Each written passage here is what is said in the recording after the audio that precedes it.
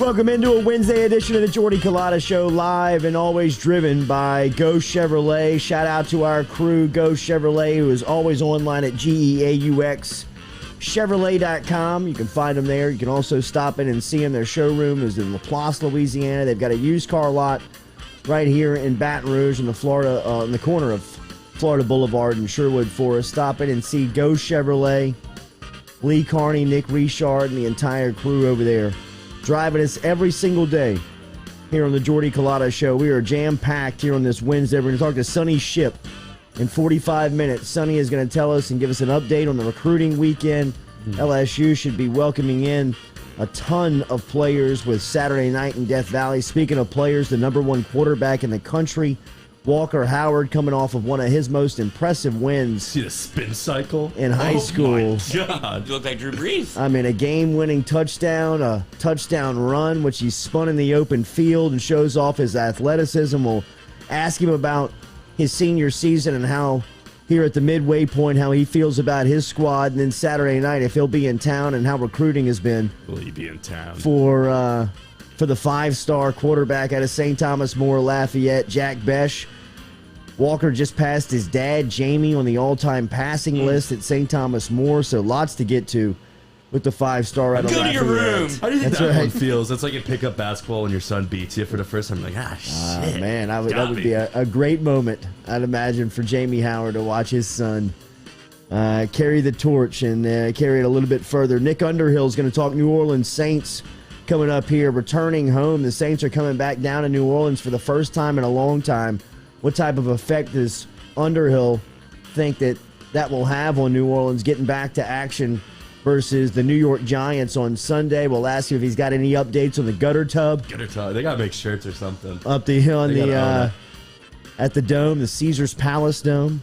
Kyle Williams, dominant defensive lineman for LSU and longtime legend of the Buffalo Bills, is going to stop by at 9 a.m. Special announcement coming up from Williams at 9 a.m. is looking forward to making that announcement live right here on the air. So we'll go a little further than 9 a.m. this morning. Stick around with us. Jordy Culotta Show, driven and powered every day by Go Chevrolet. Our coffee is brewed Majestic Coffee down here in South Louisiana. If you want your own, you can find it online at delicioussips.com. Our water is True Blue Water, every day, TRU. BlueWater.com. If you want to get on the delivery route, just log online to TrueBlueWater.com. Official spice here, the Jordy Culotta Show, Papa Earl's. 30% less sodium than the competition. So if you're looking for that same kick but a little healthier option, check out Papa Earl's. You can get them anywhere locally, whether that is High Neighbor, Calandro's, Rouse's, all the local markets here in town. And our phone line sponsor, Metropolitan Health Group. Good friends of the show, Charles Harvey and Jason Ramazan. Every time we're on the phone today, Walker Howard, Sonny Shipp, Kyle Williams, Nick Underhill, all compliments of Metropolitan Health Group. Real doctors, real solutions. TJ Finley was speaking yesterday for the first time of game week. Still no news on who's going to start officially from Auburn. If you heard Rohan Davey here yesterday on the Jordy Culotta Show, he was pretty adamant that it has to be TJ Finley if Brian Harsin wants to keep his locker room in check and keep him behind the message of the head coach. It is very obvious who the players would want in there. Not always is the best choice, but TJ seems like he's both here. He seems like he's the best choice, and he seems like he's the one that obviously the locker room is behind. If you saw the celebration on Saturday, that was a very dead, neutered crowd at Jordan-Hare on Saturday. I mean, it was just miserable in there. I mean, it felt almost like a funeral. You were losing to Georgia State. Look at who you're losing to and how you're the losing. entire game, though. I mean, it never started well in there, and that almost feels like kind of the support behind Bo Nix, right? Like, I mean, it's almost they welcome in a change. They're relieved to find somebody else back there. Now, Auburn's going to have to find some playmakers to help out whoever it is at quarterback, whether it's Nix or Finley, because in just watching a little bit, I mean, they don't have any playmakers on the outside, all built around that running game. I think LSU's going to see a heavy load of Tank on Saturday night. Good offensive line play, but I expect TJ to go, man. I'm starting to think that there's going to be a little dual quarterback situation here because they're going to have a lot of their run game is predicated off Bo Nix and his ability to kind of pull, option stuff like that. So I would imagine that you'll see some of him just because they don't really seem like they know what they're doing at the quarterback spot yet either. Obviously, the coach is doing the non-answer. That makes me think it's good. Like, Finley at least is going to play. Yeah. But I don't know who's going to try out there to start. I mean, they don't have any established wide receivers, so the threat of Nick's running and scrambling brings in the defense. But, I mean, I was looking at some of the throws TJ makes. It's like, what a ball, kid. Well, I mean, TJ just gives you a chance because he can make every throw. His arm is so live. He's so big back there and tough to take down. I mean, tackling is the emphasis when TJ is back there on just trying to bring. He had one scramble. Looks a little agile. No, he's athletic and he can move. He can keep plays alive. But, I mean, his strength back there is just how big and strong and sturdy he is. I mean, once he sets his feet and plants him in the ground, I mean, he's tough to take down. And when he steps and throws, I mean, it's going just about anywhere. I mean, it's a rocket on that right shoulder that he's got attached to it. But like we said, unless they can find some playmakers or get some wide receivers before they get to Baton Rouge, I think the passing threat of Auburn is not the concern. Obviously, Tank Bigsby is, he's one of the dominant rushers in the SEC, and he'll be carrying the workload for Auburn come Saturday night. But I expect to see TJ as he spoke yesterday for the first time, and you can really hear the emotion of kind of balancing it going into Saturday. So really going to be exciting. Coaches speak today. So you'll hear from Ogeron, you'll hear from Harsin this morning, the SEC teleconference. Then Ogeron tonight for his regular TJ Ribbs Wednesday visit for his call-in radio show. So I'm sure he'll be pressed on facing TJ, kind of the mood of the team this week, a little bit about recruiting because of just how big this weekend is going to be for LSU as far as just showing off the facility, showing off I mean, this is going to be a packed house, right? Yeah, this is the granddaddy. I mean, there's going to be 102,000 here on Saturday night, right? That's what I'm thinking. I'm thinking there's going to be stuff to the brim. I think it's going to be. I mean, I know that there's some protocols that people are concerned about, but I think this is the day. This is the day you see Saturday with people walking around with Q-tips and Band-Aids. They're just like, I got either one. What do you want? What do I have to do to get to Tiger Stadium? Of gold. I'd imagine that this is going to bring everybody out. I mean, especially if you can get the weather to coordinate up kind of with what the feeling of the day is. I mean, I'm expecting this place to be almost kind of feeling like a little old school. I mean, I know that there's mandates. I know that there's protocols, but I think people are going to put up with this to get into the game on Saturday, just because, I mean, you just haven't had this chance in so long.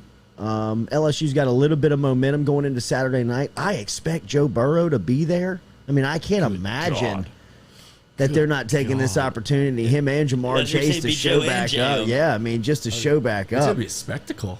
If that's the case, then you might see it like the old school feel. You might get people from the rafters, dude. You might just get everything that like old 90s, early 2000s, where it's just drinks in the air, people turning left and right, not a bad mood in the house. If you can get a Joe Burrow and Jamar Chase back and LSU's playing well, it's going to be an all-night party. Brian Burgess says in the huddle, I don't think it'll be a capacity crowd, to be honest, and I've heard that from people. I mean, The more I've been out and about, I mean, the more I've heard from people that said that they either expect that it won't be full capacity or that they're not going, which is surprising. I really think that is a surprising take, and it will. I've got to see it to believe it, because right now I'm putting all my money that it's 100,000 plus. I'm not buying that. This place is gonna be packed. No, I think that it is going to be an old school feel come Saturday night. This is gonna be grimy. Well, yeah. Would you? Every time LSU's had a game like this, it's always been capacity, right? Like this is, if anybody ever goes to one game of the year, it's this one. Like I've had people calling me, like, "Oh, can you find tickets? Do you have tickets? Whatever." And that's usually happens one game a year, where the people that they like LSU, but they're not going to go to every game. They pick one a year, and it seems like everybody's kind of circled this one. So I would be shocked 30 to see. Yeah, I mean, this is it's worth going. It's the coolest 2 years. Yeah, it's the coolest party in town. And there's still stuff on the line. Right. I mean, you're still playing for something. Cajun Ready Mix Concrete, remember, you can find them online at CajunRMC.com. Residential, commercial, or industrial concrete, whatever you're looking for. They have 9 state-certified plants around the greater Baton Rouge area and all major outlying cities, which mean that they can get your concrete to you on time, and to the exact specifications. High-quality products, grade A equipment, clear safety standards. That's what you get when you deal with Cajun Ready Mix Concrete. Get in touch with the crew over there at CajunRMC.com. CajunRMC.com is where you find them online. We should start a poll question on the attendance for this weekend. On it.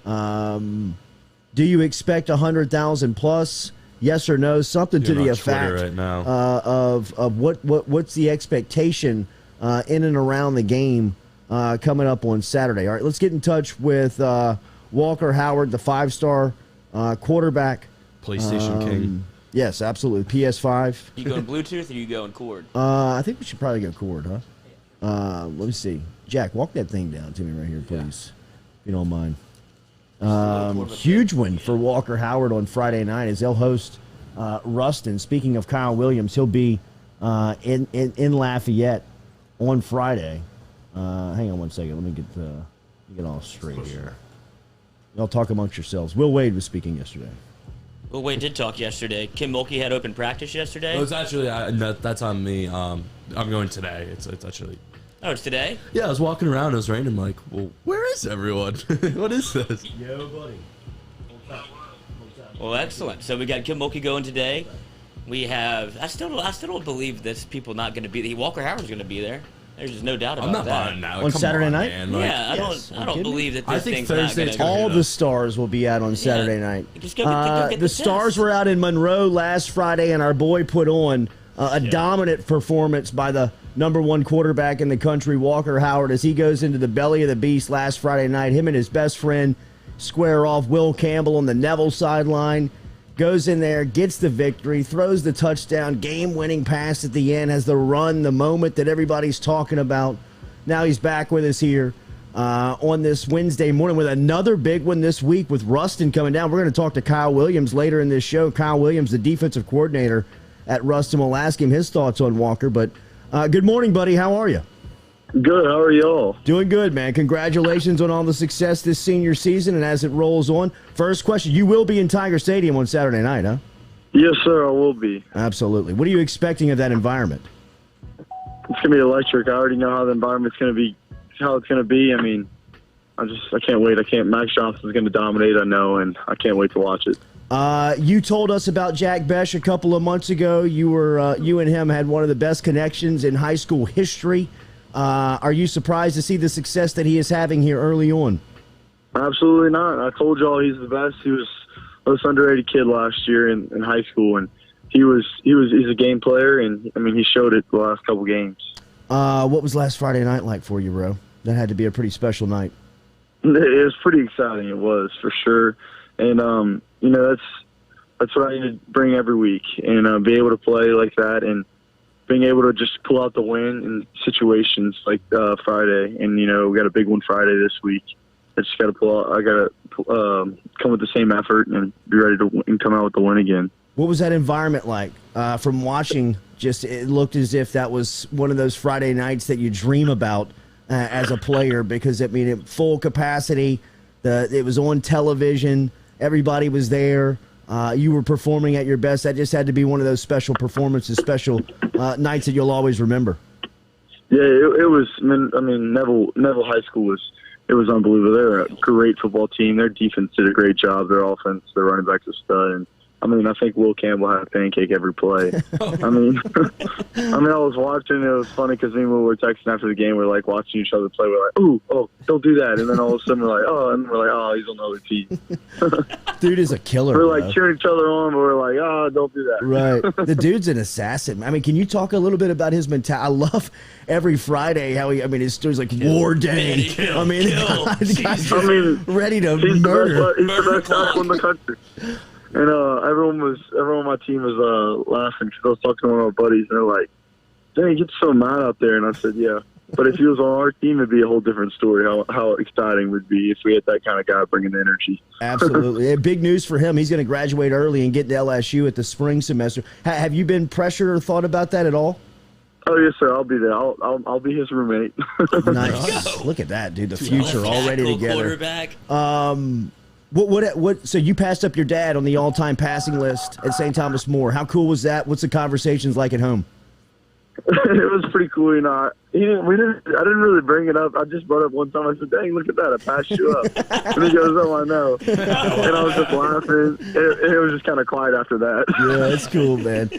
What about Ruston this Friday night? We're going to talk to Kyle Williams. Obviously, he had a legendary time in the NFL, and he was such a legend at LSU. What's the challenges that defense provides to you on Friday night?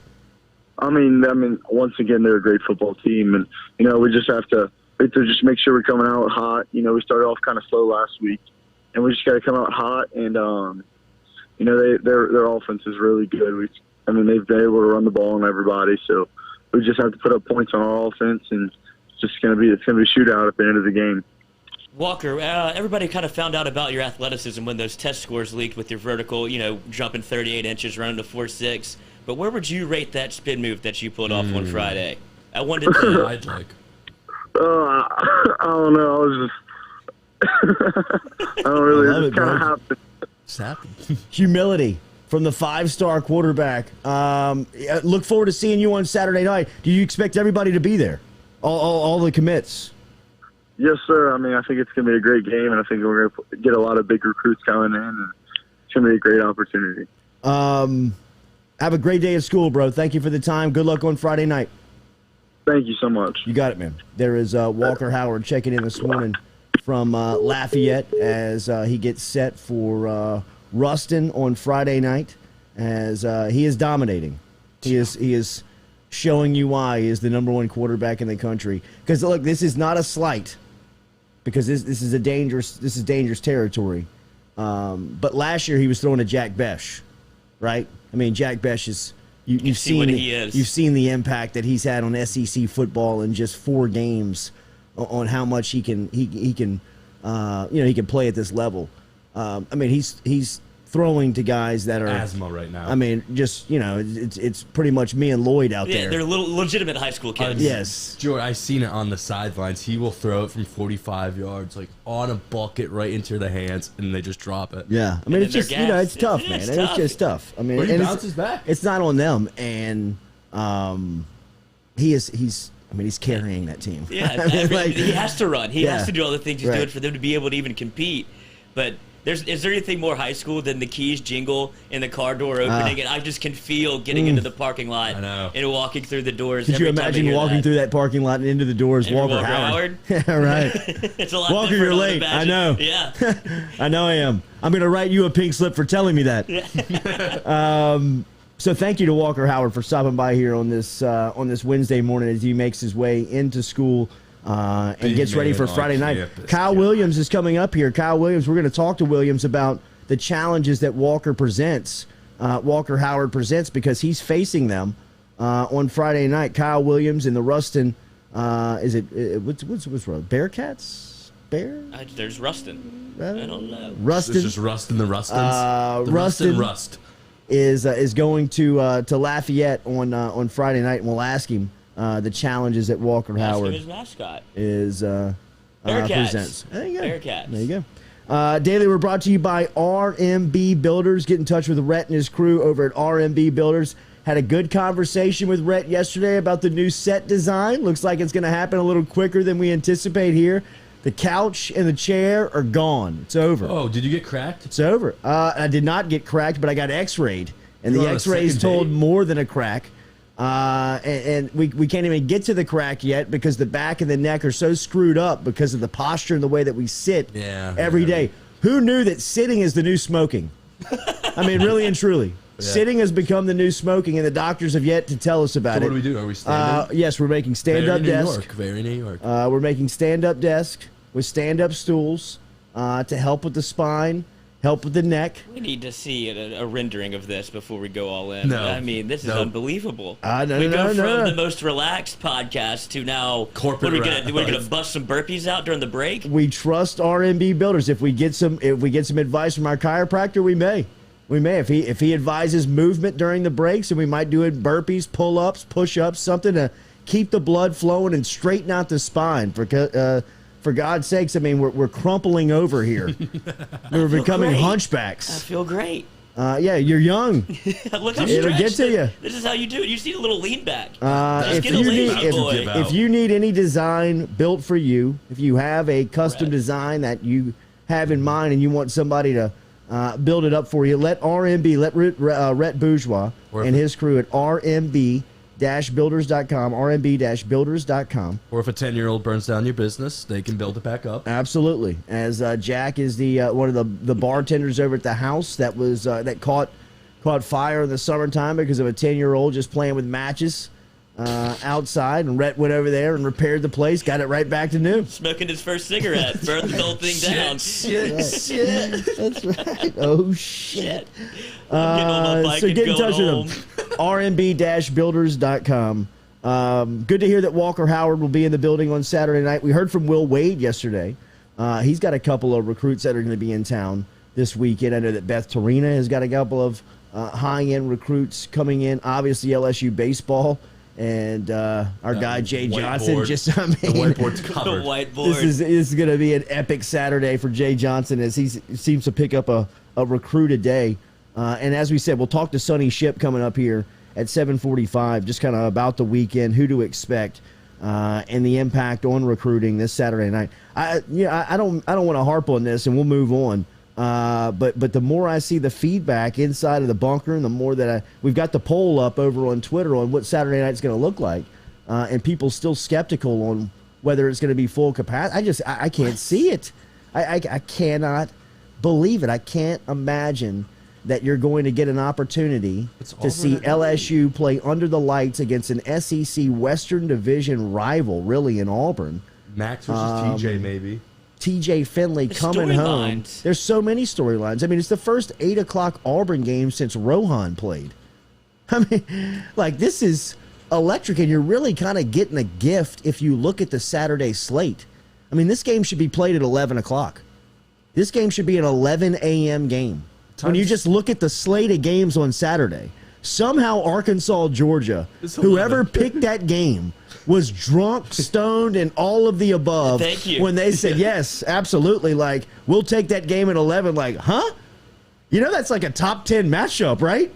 Yeah, but I think, dude, there's the lure, too. LSU and Auburn at night. It always feels like it's Georgia, at night. Arkansas. Yeah, but Arkansas's hottest team. No KJ. You know, I don't know if he's going to play or not, so maybe there's some intrigue. They're just not – those two teams don't play an exciting brand of football. Then you do LSU Auburn is going to be electric for television at 8 p.m. If you put it at 11, the game totally changes. Totally changes. But if you put that thing at night – But if you put Arkansas at Georgia at 6 p.m., doesn't it change? Tiger Stadium still has Sure. that pool. What time's the snowball game at?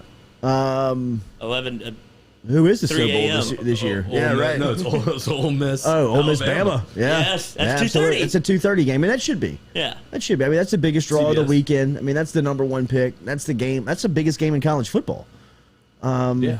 You know, I mean, that's the game of the Today. weekend. Game day will be there, I'm sure. No, game day's in Georgia. For Georgia, Arkansas? Oh, now we got to go look it up because I don't think that's true.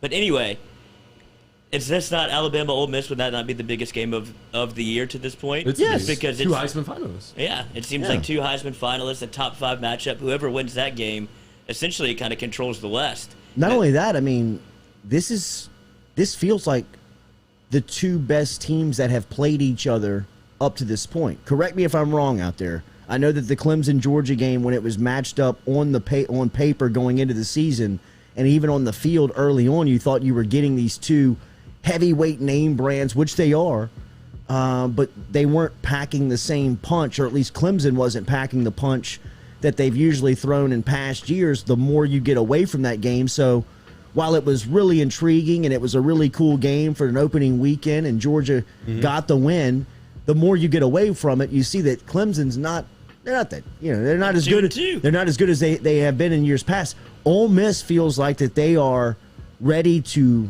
challenge this Alabama team, especially with the data sample that you have from last year. Kiffin and Ole Miss playing this game very undermanned against that 2020 edition of Alabama that was being kind of like, volleyed back and forth between 19 LSU and 20 Bama. Who's the best? I mean, they were very much respected as a football team, and Lane took them to the. I mean, he had them on the ropes. I read a sub-stat that Ole Miss wide receivers against Alabama. Game days in Georgia. Yes. Wow. That is amazing. I think they're starting to do that for Corso. That early kick. I think it is. Yeah. Just because they did it 2 days in a row or 2 weeks in a row. They did Wisconsin Notre Dame last week, and that was an 11 a.m. kick. Barf. And have you ever met Corso in person? Guy's barely alive. Yeah, he's decrepit. Yeah. Like, I mean, they say you could tell. Well, yeah. And so maybe they have to do this early ones to keep Corso kind of awake, and he can't stay up until or be around for Past 2. Yeah. It's bedtime. Maybe it keeps him alive knowing that the game is right after the show. There's Cincinnati Notre Dame at 1:30. Holy smokes. This might be the best week of college football. It's incredible. Florida, Kentucky. It's incredible. I mean, that game to me is Kentucky's sneaky good. Super intriguing. What time's that game kick off? 5 o'clock. I mean, see, there's not enough time on the schedule, dude. Jeez, man. It's a great weekend for college football. It really is. I mean, it is a incredible weekend of college football. I don't know which one I'm more. I mean, obviously, Ole Miss, Alabama is the one that you can't wait to watch. But, like, Kentucky and Florida is sneaky good. It's going to be the Kentucky coming out party. Arkansas, Georgia at 11. I mean, it's got to a point where I really don't pay any attention to any football outside of the SEC. Nothing really. But nothing really intrigues me anymore. I mean, like, even Clemson. This year? I mean, like, watching Clemson, NC State last weekend, that felt like LSU, Kentucky in 2009. You know what I mean? Just like, nobody's going to do anything here? Get me out of here, man. This is just like a nightmare of reoccurring disastrous 3 and football. outs. 3 and outs, turnovers, punts. It's SEC. SEC is so far and away a better product. That's why I look at like these Miami jobs that are going to open up, the USC job that is open right now, the job that UCLA has with Chip Kelly, like even like Oklahoma to a degree, and I know that they'll be in the league in a couple of years, maybe even next year. I mean, doesn't it feel like you really can't win anything outside of the conference when you watch? I mean, like, I know Clemson has competed and they've done a really good job, but it feels like that this thing is about to just become SEC monopoly. I mean, the only thing I would say to push back on that is there's got to be some job security in just getting to the party. Like, if you're Ryan Day, sure. Well, he's always at the party. Lincoln Riley. Yeah. Ryan Day. Oh, same thing. Ohio State. Yeah. Like, if you're Ohio State, the SEC. You get two spots. Now, if you want to be Notre Dame and get your teeth kicked in, that's up to you. But I feel like if you're Brian Kelly, every year he can say, I went to the college playoff. Sure. No, for him, I understand what that's success for that's probably in 1 year you pop. Like, deep down, that's probably like, hey, we got there. Yeah. I mean, what do you want me to do? You know what I mean? It's Alabama. They got the best players in the country. You see Najee? It was like, did you see the South Carolina coach at Beamer, whatever? Yeah, Shane Beamer. 55 stars out there. Like, what do you want us to do? I love that. Their linebacker is like, he's 6'2", 240, and runs a 4.5. I don't know what to do about that. Right. So, welcome, Shane. Yeah, I thought that press conference will go down as an all-timer. This is true. I mean, he's like, they're too deep, runs faster than everybody on this call. That's what he said. But that SEC monopoly does create those big cat. Like, look at Ohio State. It stuck with me so much. Shea Dixon this summer. Like, I straight up asked him, like, how is Ohio State so good? He's like, well, Michigan sucks. All those other schools suck. So they can just recruit whomever, and, well, you come here. We're going to beat the snot out of everybody, and we're going to go to the college football playoff. Yeah. I mean, it's becoming very evident when you watch, when you really dig in and watch a full slate of college football. Like last week, Wisconsin, Notre Dame, Clemson, North Carolina State. I mean, it's just like, what do you, I mean, these teams, dude, the Wisconsin they can't quarterback compete. was 7 for 20, 70 yards and a pick. It was just he was a 5-star recruit. Football, man. For Wisconsin, that's like the highest rated quarterback Wisconsin's gotten in like 15 years. I mean, they want Rattler out in Oklahoma. Well, they got Caleb Williams back there. He was a stud. He was supposed to come to LSU. Yeah, I mean, that was just kind of a flirtation with Brady. Yeah, those are the best ones. I got photos. All right, we're going to talk to Sonny Shipp. We're going to talk to Sonny Shipp coming up here in a couple of minutes. We'll ask him about the recruiting weekend. If you have any questions about recruiting, jump inside of the bunker and we'll get the questions asked and answered coming up here before we get out of here. Also, Nick Underhill will be here in the second hour. Kyle Williams will be here. at the end of today's show, and we'll talk to Kyle about. He's got a really cool announcement that he's going to make at 9 a.m. But we'll also talk to him about the challenges of facing Walker Howard, as he's the defensive coordinator up at Ruston, and he'll be taking on Walker on Friday night, and then a Saturday night in Tiger Stadium. Some of his memories. Obviously, a long-time Buffalo Bill, one of the most beloved Buffalo Bills in the history of that organization. I'll never forget Tom Brady when he was asked who gives you so more fear, or who do you fear something on defense, and Brady kind of gave the typical "don't fear anybody, but one person that keeps me up during the week is Kyle Williams that nobody talks about." Wreaking havoc on the inside. So we'll ask Williams about his thoughts on obviously the Buffalo Bills making a run, Josh Allen, and then Belichick and Brady reuniting this weekend in Foxborough on Sunday. Somebody who has gone up against that organization for so long and had so many battles with the Patriots. We'll ask him what his thoughts are on this weekend with Brady and Belichick getting back together on the field. Did Rohan not make it seem like Brady's about to go in there and just absolutely? If Tom Brady's Tom Brady, it's kind of in the same Joe Burrow vein of him going up against Urban Meyer on Thursday, where this is just injected in their veins. This is exactly what they live for. Yeah, to be able to stick it to somebody that said they weren't good enough. The chips on those guys' shoulders are just massive. They don't know how to do emotions. It's just kill. And Tom Brady, I mean, Rohan talking about Tom was just like, oh my God, this thing could be a bloodbath. Yes. I think that Tom Brady is not sleeping this week. Burrow's out of excitement. Burrow's going to pick up little Urban's Hart contract and just rip it up in front of him. Yeah, nobody's really talking about the storyline of Joe Burrow on Thursday night. First off, this is going to be Burrow's first primetime game. This is the first time he's played under the lights of Paul Brown Stadium in a primetime event in the NFL. You know that Joey B is going to be showing off first and foremost just for the national audience. Yes, indeed. Showing them the new teeth, the new hair, the new knee, the new wide receiver in Jamar Chase. And then on the opposite sideline, you got Urban Meyer, who overlooked Joey. Said he couldn't throw it hard enough. Said his arm wasn't strong enough to play at the D1 level at Ohio State. Benched him in that quarterback competition for Dwayne Haskins. And then ultimately Burrow hits the transfer portal on the graduate transfer, ends up in Baton Rouge, and history is made. So, Burrow wants to rip the heart out of Urban before he has a heart attack and sees Joey just dicing him up.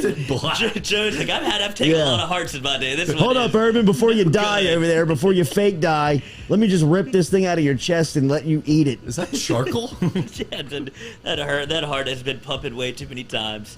But, they're doing a little Boomer Esiason and Boomer Esiason. And sit down with Burrow before the Thursday night game. They already recorded it. Scars in full tilt, full view. And Burrow's working a little beard.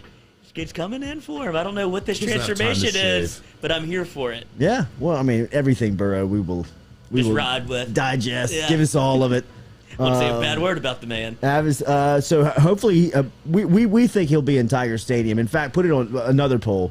Do you think Joe Burrow and Jamar Chase are in Tiger Stadium on Saturday night? Yes, I believe it. I think they can. I mean, they gotta be.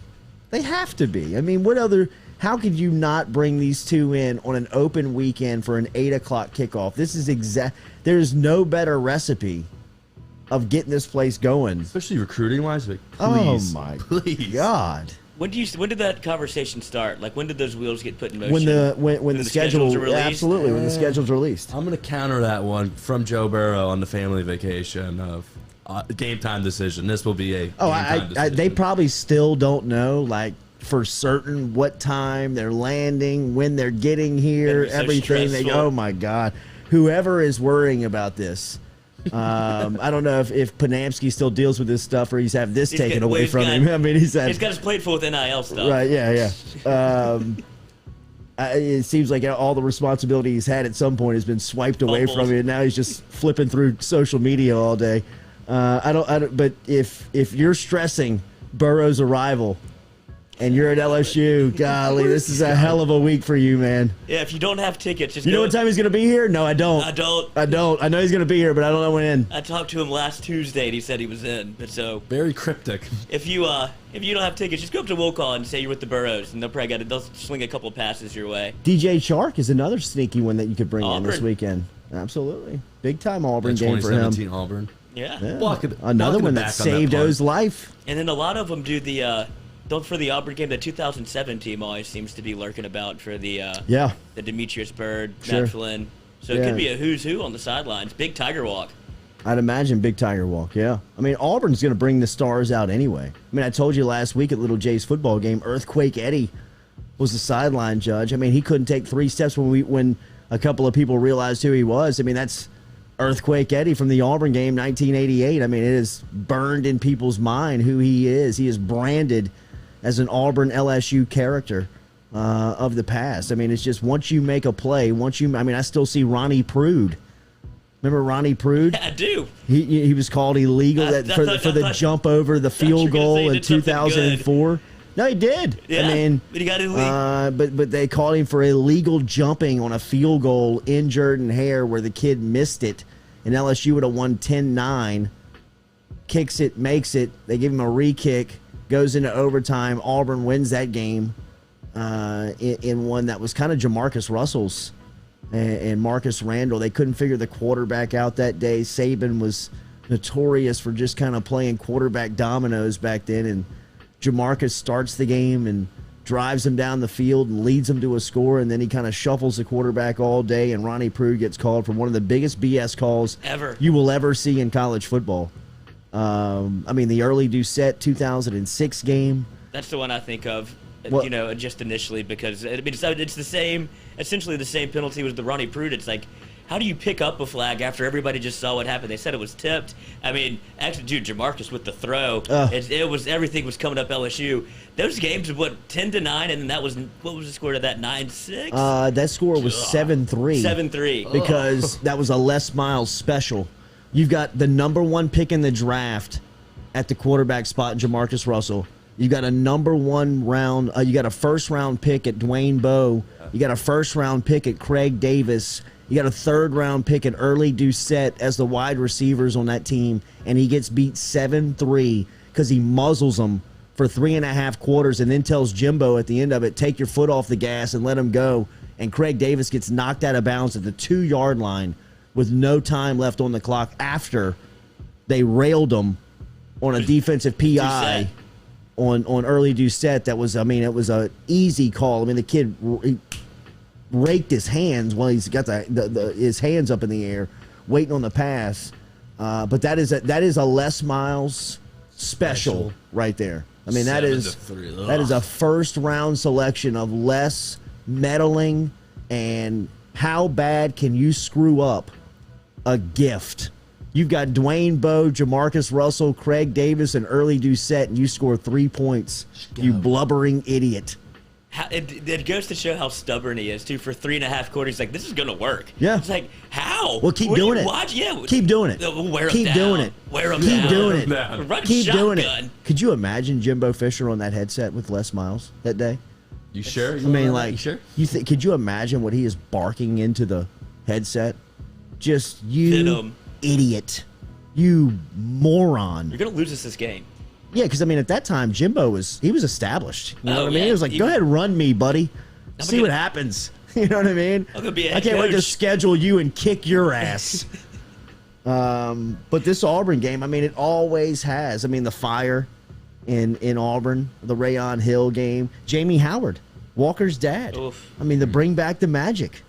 He had moments of the deepest of valleys to the mountaintops. Yeah, to the mountaintops. The 4 interception game of 94 to bring back the magic in 95. There always seems to be something.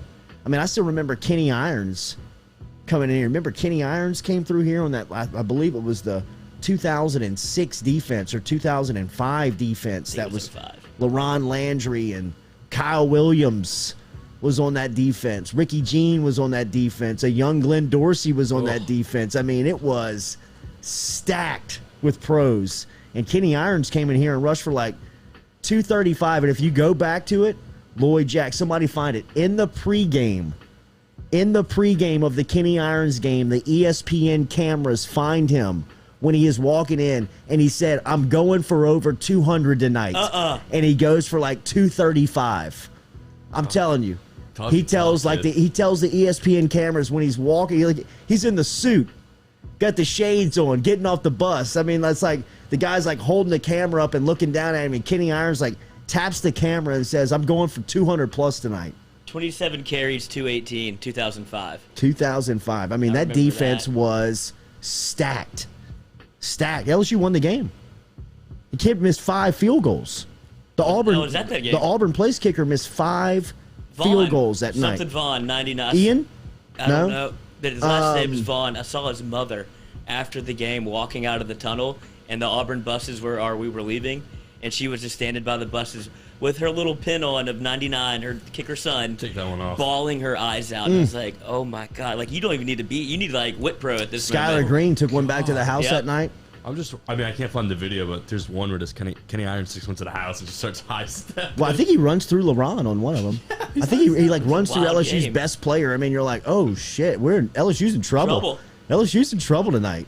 Yep, I'm watching it right now. It goes right through him, and then he starts high stepping it right at the 50. Right past the Tiger Eye, he starts high stepping. John Vaughn missed 5 field goals. That's his name. John Vaughn. He missed 5 field. I mean, brutal misses. 39-yarder in overtime. He hit like the crossbar. He kept hitting. I mean, it was like twice. It was just like, oh my God, I'm here for it. This is unbelievable. You almost can't trot him out there a 4th and 5th time. Like if cruel, you're 0 for 3, especially Tiger Stadium, when that place gets rocking, those goalposts, they look different than anywhere else in the country. Everybody's screaming at you. I've missed 3 in a row. That was a night game. That was a pitch black night game. I mean, that was one of those games where it was. See the moon. It was electric, bro. Yeah, it's Saturday night's gonna be. I don't think people are understanding. Me either. Like the fact that people are doubting that this thing is going to be full capacity is so disappointing. I mean, it's got to be the protocols and the mandates. Even though I've heard that it's like, bro, like you can show them a Joker card out of a deck of cards, and they're like, yeah, come on in. Yeah, especially for this game, they're going to want that place packed. Put a Band-Aid over your shoulder, flash it when you walk in, and they're like just waving you through. Yeah. I mean, I know what LSU's intentions are. I know what you want to do. I get what you're trying to put out there. But it's not being executed is what the feedback that everybody in town is talking about. And, I mean, people are going to be lined up around the building to get in this place. I mean, put that stuff down and let them in the game, man. Come on, fast. Get the turnstile moving, man. Let's go. How y'all do it? This is a moving. joke. I mean, this is the fact that this is being debated is crazy to me. I mean, there has to be 103,000 people there on Saturday night. If it's not, is that a black eye on LSU football? Yes, absolutely. I think that's what people want, right? If they're holding out, they want to prove their point. Who has been a bigger naysayer of the program this year than me? And you'll be in that thing. Of Ogeron. Like, I mean, I can't imagine people having this option in this market, in this fan base, and passing on it. I mean, even if you're not in on the team this season, even if you're not in on going to the game and tailgating this season, how do you pass on this chance? How do you? This feels retro. This feels like the days that you miss in Tiger Stadium. Yeah. I mean, it's a night game against Auburn, 8:00 at night on national television, with the potential of the best player to ever put on the uniform being in attendance. Like Joe Burrow and Jamar Chase, DJ Chark, they're going to be there. The mood, the atmosphere is going to be electric. And the fact that it's being debated is wild to me. I would have thought. Our sample size isn't big enough. I'm not buying it. That place is going to be packed to the gills. You can talk all the talk you want to talk about. You yes. and yeah, it's easy on Wednesday to say, I'm not going. Yeah, see me Saturday, see me Friday night. I'm not doing this. Friday night. When do I get a rapid test? Yeah, exactly. Then go get the thing. Go shove the swab up your nose and then come back with that thing. They won't check it either. Who cares? Yeah. It's a speakeasy. Like, see nothing, say nothing. I mean, one swipe on Instagram on Saturday morning and everybody's going, you know what? I might go out there for a little bit. I might just go check it out. Burrow on the LSU plane. I mean, just... Or I wonder where he's going. Oh, he's coming here. Shit, where's the ticket? You got to get my ticket. I agree. T.S. Fire says it's all talk. Tiger Stadium and Superdome will be packed this weekend. Go 2014. Sure. Tiger Stadium and the Dome is going to be rowdy this weekend. I mean, can't wait to be at both. Like, sitting on the stairs, like that type of pack. Yes. Like if there's a fire, we're all done. Play neck. Ooh. Play neck. Will. I mean, play it. Student section will play it for you. They go a cappella. Daily, we're brought to you here by A-Bear Specialty Meats. If you are tailgating on Friday night, if you tailgate on Saturday, or hell, if you're even going down on Sunday to tailgate at the Dome, remember, A-Bear Specialty Meats is ready for you. They've got great selections in the freezer over there. Stop in and see them on Highway 73, Dutchtown Shopping Center, right there next to Dutchtown High School. You can get in touch with, or you can stop in and see A-Bears. Great selection of crackling, great selection of boudin, great selection in the freezer of steaks, burgers, all of the tailgate essentials. They also got specialty meats to choose from. Get in touch with them. A-Bear Specialty Meats, Highway 73 out in Dutchtown, right there next to Dutchtown High School. Stop in and see them. Let them become your tailgate headquarters. We were talking about Rhett Bourgeois over at RMB Contractors. And he's got a huge tailgate right on the backside of the PMAC every week, and they've got exclusive A-Bear Specialty Meats for all of their meat, for all their poultry, everything that they're cooking up on their over at their tailgate. So make A-Bears your exclusive supplier. Live sports news: Richard Sherman to the Bucks. Talk about player rehab. Who are they replacing?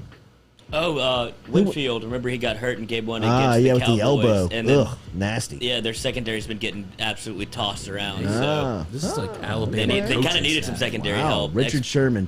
That is the bottom of the barrel of defensive back selections. If the Saints did not sign Richard Sherman... Well, he's got a little baggage. I know he's got some baggage. But that's the Bucks. Oh, you're right. Yeah, it's like Alabama. Brady is the Saban of pro football. I mean, Antonio Brown was living with him. That's what I say. Where's Richard Sherman moving? Brady's back house. Yeah. When I hear like Gio Bernard gets a snap, how? What is this, 2013? And he was good. He won him a game. I know. All right, Sonny, Shipp. We'll talk recruiting coming up next here on the Jordy Culotta Show.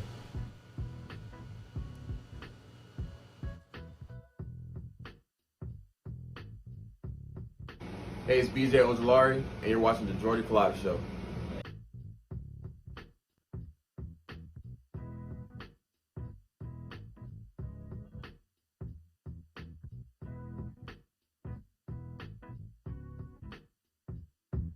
True Blue Water, true hydration at its finest.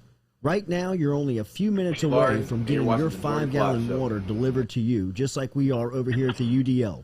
All you got to do is log on to truebluewater.com. That's TRU, bluewater.com. The website's fantastic over at truebluewater.com. You can get your service and find out how quick it is. You can schedule a delivery, even hop on the billing system right there at truebluewater.com. TRU, bluewater.com.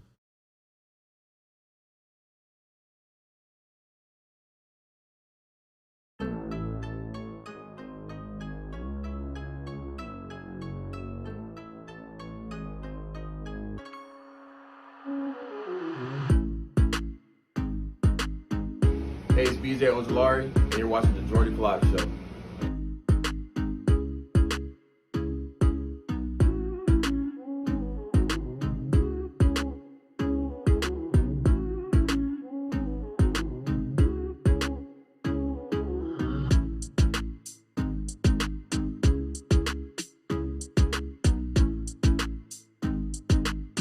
All right, welcome back into the Jordy Culotta Show, driven and powered by Go Chevrolet. Check them out online at GEAUXchevrolet.com. Lots of news this weekend. We'll talk to Walker Howard early on, and Walker's going to be in the building. He's going to be there with a lot of recruits whether it's the 21 class, or excuse me, the 22 class or future classes. In fact, 5-star defensive end out of Tacoma, Washington, is going to be there. We're going to talk to Sonny Shipp here, who is the best in the business, the longtime OG of recruiting here in South Louisiana, around LSU, and right here in the market. He joins us back here on the Jordy Culotta Show. Good to talk to you, man. Good morning. How are you? Good, man. Good. The way to make me, thanks for taking it the nice way to make me feel old. Don't worry, bro. I got a birthday coming up next week. I'm old with you. Hey, man. Hey, brother. Getting old is better than the alternative, right? Absolutely. We just say wiser. Just a little wiser. Hell yeah, man. Sonny, tell me about that performance Walker had last Friday night at Neville. We talked to him about it. He was very humble, obviously, when we asked him questions about his performance, but that seems like one that people will remember for a long time, and at least for the St. Thomas More faithful, that'll be one that's probably talked about forever. It will be, man. And I tell you what, when people look at Walker's numbers and stuff, you know, they'll kind of look at him compared to last year and think that maybe maybe he's not having as good of a season as he had last year.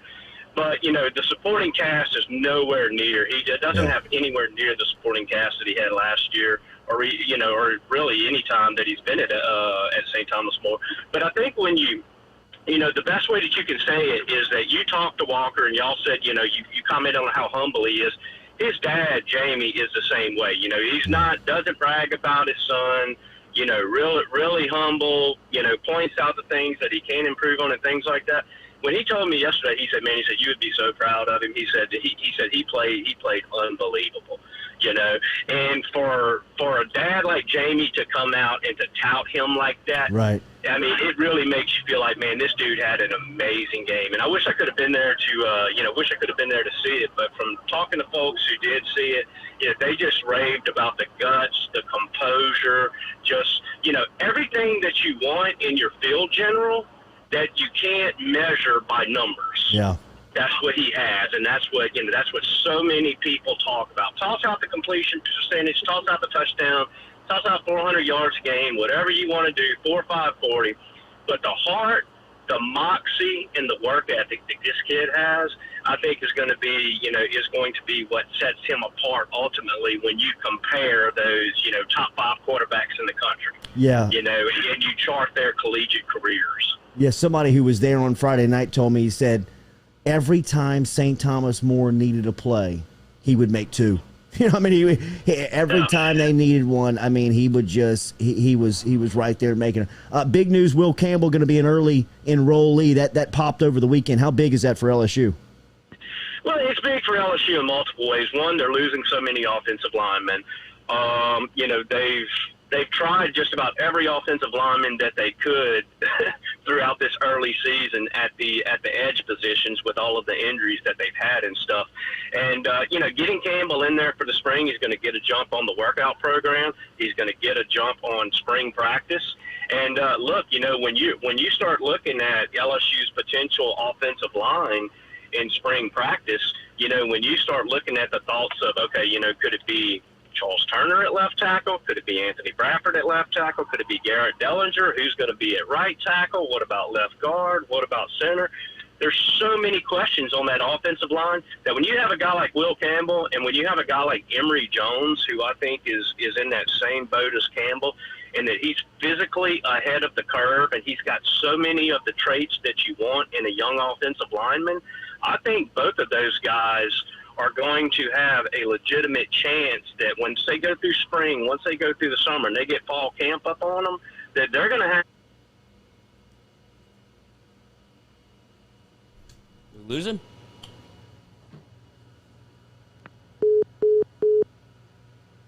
Under a bridge. It sounded a little fishy. It did sound fishy. It sounded sketchy. I didn't want to say anything. Let me get him back here. Your call has been forwarded. Oh, now we're calling each other at the same time. That's the worst. All right, hold tight. We're good. We're going to get him back here. Daily, remember, we're brought to you by Falaya. Falaya Real Estate is online at falaya.com. Here is Sonny Shipp. Yo, buddy. Son of a Shipp. Yo, man, sorry about that. All good, baby. All good. You were talking Will Campbell, left tackles. Yeah, Will Campbell and Emory Jones, those two guys right there. You know, I think both of those guys, because they're so physically advanced for where they are right now at their respective careers in high school, that once they get on campus and once they're thrown into the mix, and, you know, with LSU's offensive line coming back, you know, that they're going to have coming back, there's not going to be a ton of game experience in there. So there's not going to be a lot that's going to separate those guys. It's going to boil down to the little bit of experience they have and how quickly the young guys are able to come in and pick up on Brad Davis's techniques and concepts. The same with the offense. And I think those two guys right there are both going to have a legitimate chance to get a lot of playing time as true freshmen.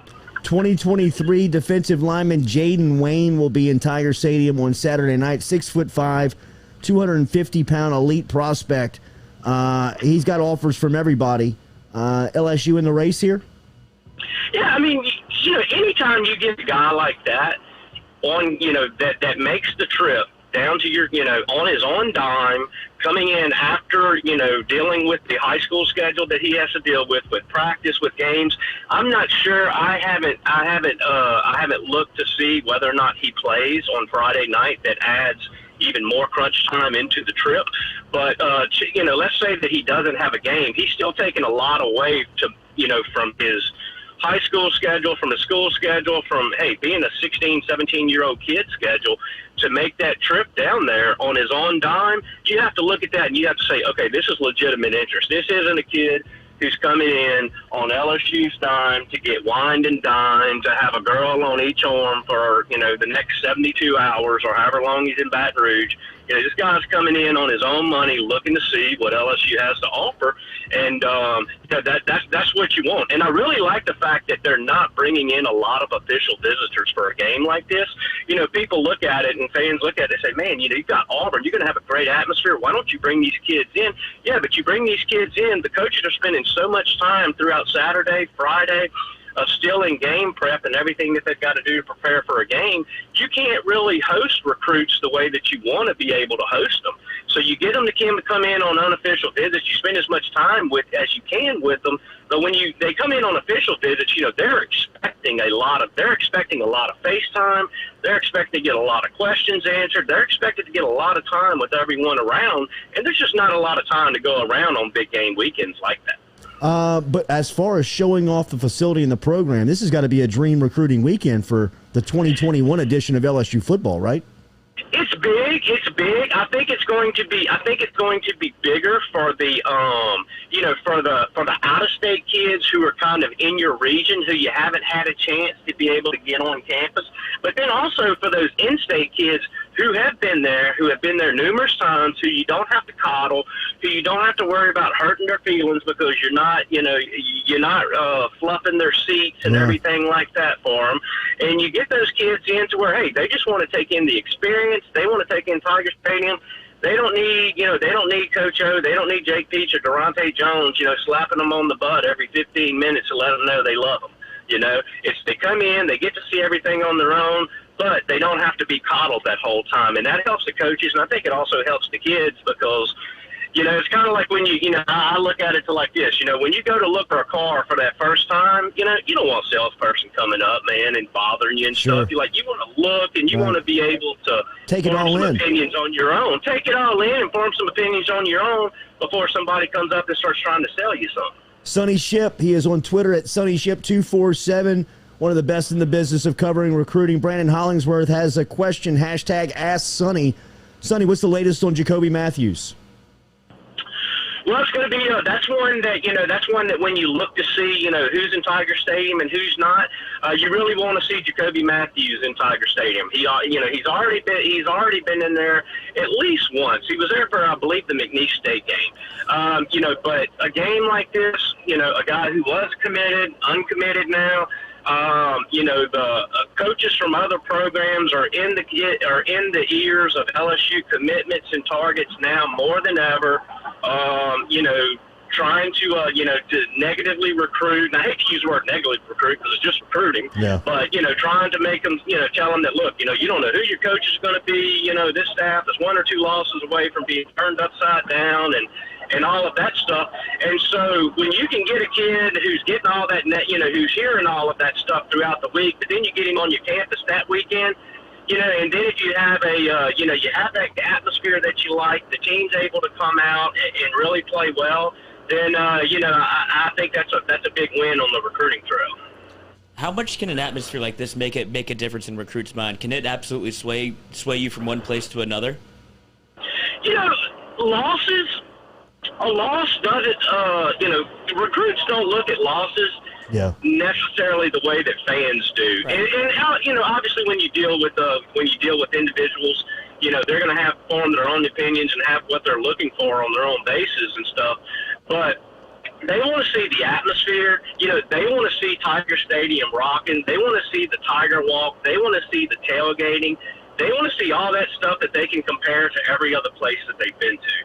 And then, when it comes down to, you might have some who are going to get turned off by, if LSU loses, they fall to 3-2. Your out-of-state kids who didn't grow up hearing a lot about LSU, who's only been hearing about LSU, say the last 3 or 4 years, a loss would affect them a lot more than it would, a lot of other the in-state guys, for instance, because they've been around LSU all their life. But something else you got to remember too is that some of these kids lose 3 and 4 games a year in high school. Yeah. Not everybody in high school, just because they're a 5-star recruit's going 14-0 and winning state championships. Now, if you're coming from a program that that hasn't lost a game in high school, and then you go on a recruiting visit, you see a team lose, that could have a little bit of an impact. But hopefully, when that kid gets home, they've got a parent or they've got a coach who sits them down and says, "Look, you're not going 60-0 in college, like you did in high school." So, it becomes all about those balances that come with recruiting in their inner circle. Sonny Shipp joining us here on the Jordy Culotta Show. How about Quincy Wiggins? Saw him on social media the other day. LSU hat, Alabama shirt, Florida shorts, Georgia socks. How are you feeling? Hey, dude, I'm going to spin this one around on you because you get Quincy on your show so much. Hell, I've heard that, y'all they spotted y'all over at Katie's. I don't know how many times getting them late-night Katie acts, dude. This is true, so Sonny. You tell me, where's Quincy going? That's a great question. You know what? If I had to pick... What's your feel? My gut tells me Alabama. It does. Yeah. It just seems like he has done such a great job of being realistic in him on the recruiting. I mean, when you talk to him, you can tell that he speaks of Saban and Alabama in a different light. He loves LSU. He loves home. And I think if it was up to his mom, that he would probably stay here, so it'd just be so convenient. But she even understands, in my opinion, that the difference that program can make in his life. Yeah. Yeah, and I kind of, back during the summer and stuff when he was popping up and making all the visits over at LSU and stuff, I'm with you. I kind of had that feel to where, that the hometown angle. But the longer that it's gone, the more that I think the thought of Alabama has. I'm not ready to necessarily say that LSU's got some work to do to catch up to Alabama. But I am at the point to where I think that Alabama has done enough in recruiting to where the hometown angle is not as big of a deal as it once was. Yes. And so now, what is, I think what I'm looking forward to now is to seeing, okay, how does Alabama fill out that recruiting class? Yeah. How does LSU fill out that recruiting class? Because, if Alabama goes and signs two 5-star defensive ends, well, then how is that going to affect his, all of a sudden now does he look at LSU in a different light and say, well, there's really not that much of a difference between the two. Yeah. And over here I can get a lot more playing time, So I'm anxious to see how those shake out. But if signing day, I'm kind of with you. If signing day was, a week from now, I would say, okay, LSU's got to make a push here. Brian Swire has a question about a prospect that I have not heard about it. I don't know if you have. Zalance Hurd, 6'6", 295-pound pass rusher. He's a junior. It says if Sonny has any insight on him, please ask about him? Have you heard of him? Did he? And I didn't catch the whole name. You said Zaylon? Zaylance Hurd. Neville. Zaylance Hurd. Zaylance Hurd from Neville. Oh, yeah. Okay, yeah.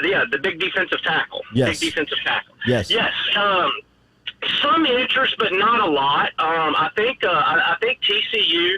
TCU's got a lot of ties to the Neville program from one of their coaches who moved over to TCU several years ago.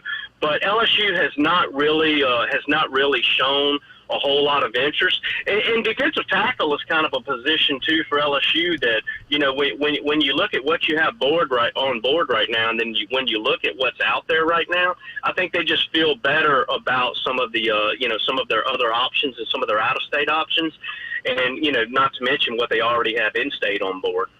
One more, Sonny, get you out of here. Le'Veon Moss, how's his senior year going, and where's his recruitment stand?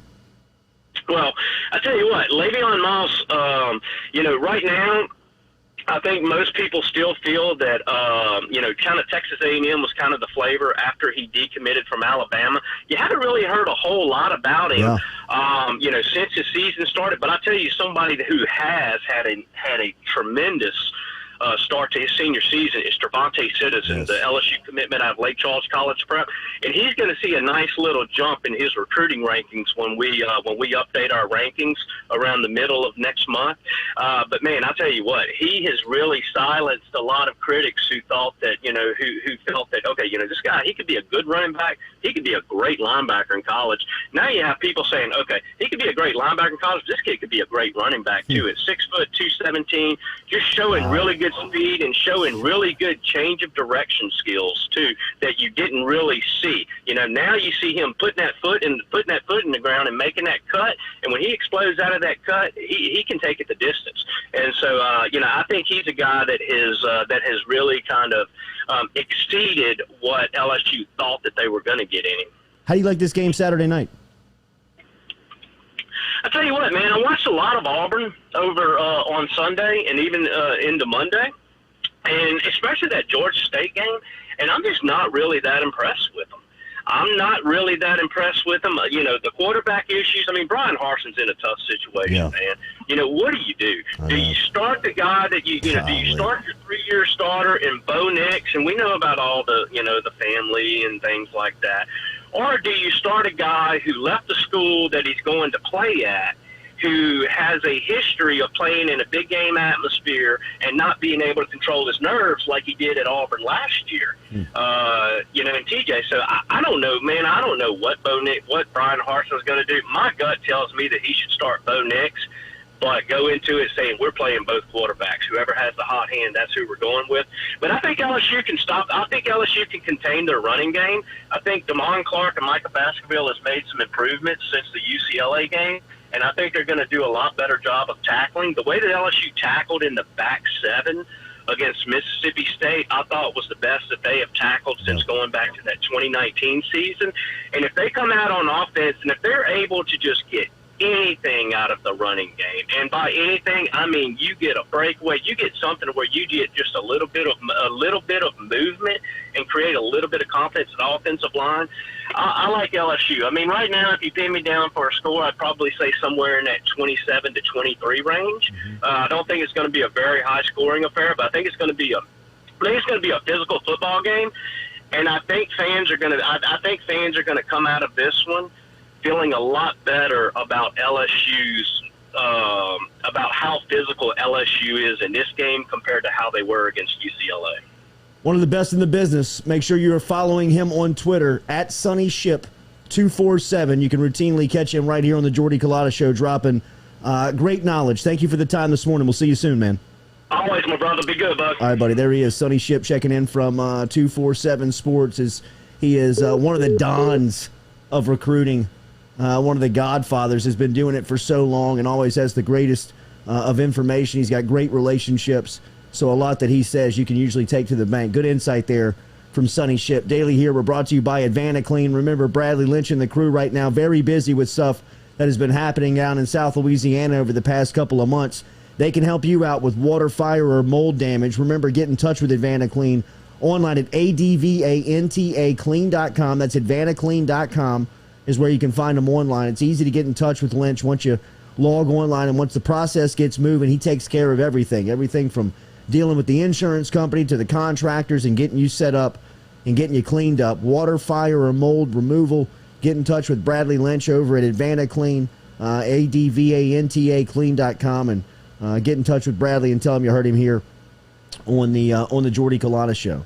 The Carpool Queen has arrived. Hey. New attire today.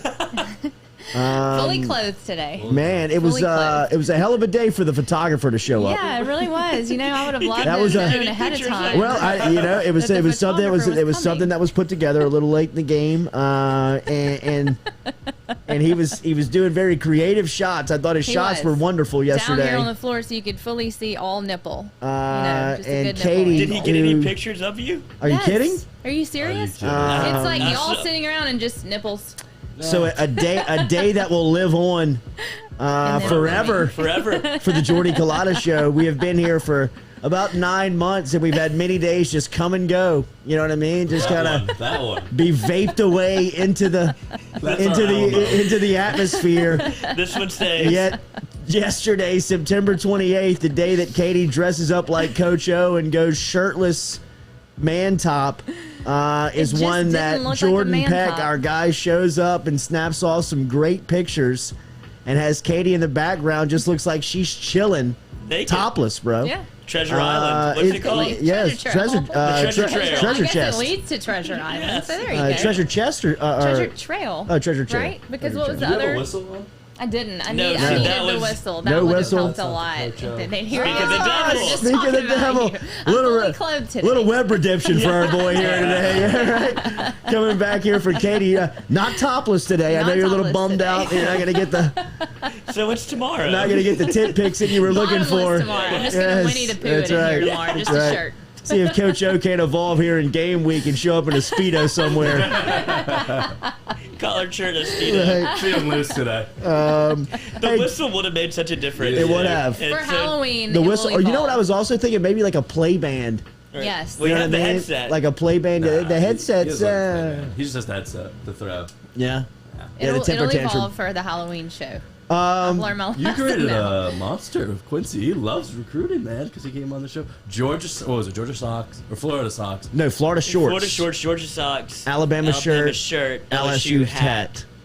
What are you getting recruited for? Swimming? I mean, just keep you guessing. Just keeping you guessing out there. You have to try to do that. Like Yes. if you're getting dressed in the morning, like, oh, look at all this. Yeah, I guess I'll go Georgia. You know, that might have been the order though. It might go 1, 2, 3, yeah. 4. Yeah. Yeah, if you want to be an LSU fan. Okay. Okay. You got All mail. right. There you go. A little glass half full from Lizzie here this morning. Yeah, I like it. Make sure and like and share the posts. You can dislike it if you want. Just interact with us. We appreciate that very much. That gets us in front of new eyeballs, which is good for our show. We were telling. Look. This is what we're trying to do. We're trying to go live on Saturday from a tailgate, Oh, and this is a tough task. You put it out there. We knew it was going to be a mountain that we had to climb. The mountain was very steep, and here is our hang up. We are set up. We've got the best tailgate.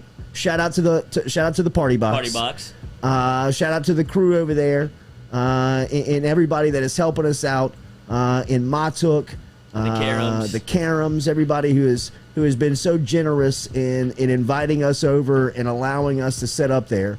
We've got all the equipment set up. We've got gear to hand out. We are just a little weary on the Wi-Fi, right? I mean, our biggest, what we're trying to do is push video out. We're trying to bring video from that tailgate, which is going to have probably, I'd imagine, campus is going to have somewhere about 120, 150, anywhere in between that number, 25,000 people, let's call it, just kind of moving around. Everybody's buried into their cell phone. Everybody's got their nose in their cell phone, trying to get in touch with people, trying to find tickets, trying to find tailgates, trying to place bets, whatever they're trying to do. So we just don't have a real good testing policy to make sure that we can do that. We definitely don't want to show up and leave there with our dick in our hand. Yes, we've packed up all this gear. Leave with our dicks in our hands. So If you have an internet connection, we are more than willing to plug into it. It's it's just kind of back and forth right now. It is up in the air. It's very up in the air. It's fluid.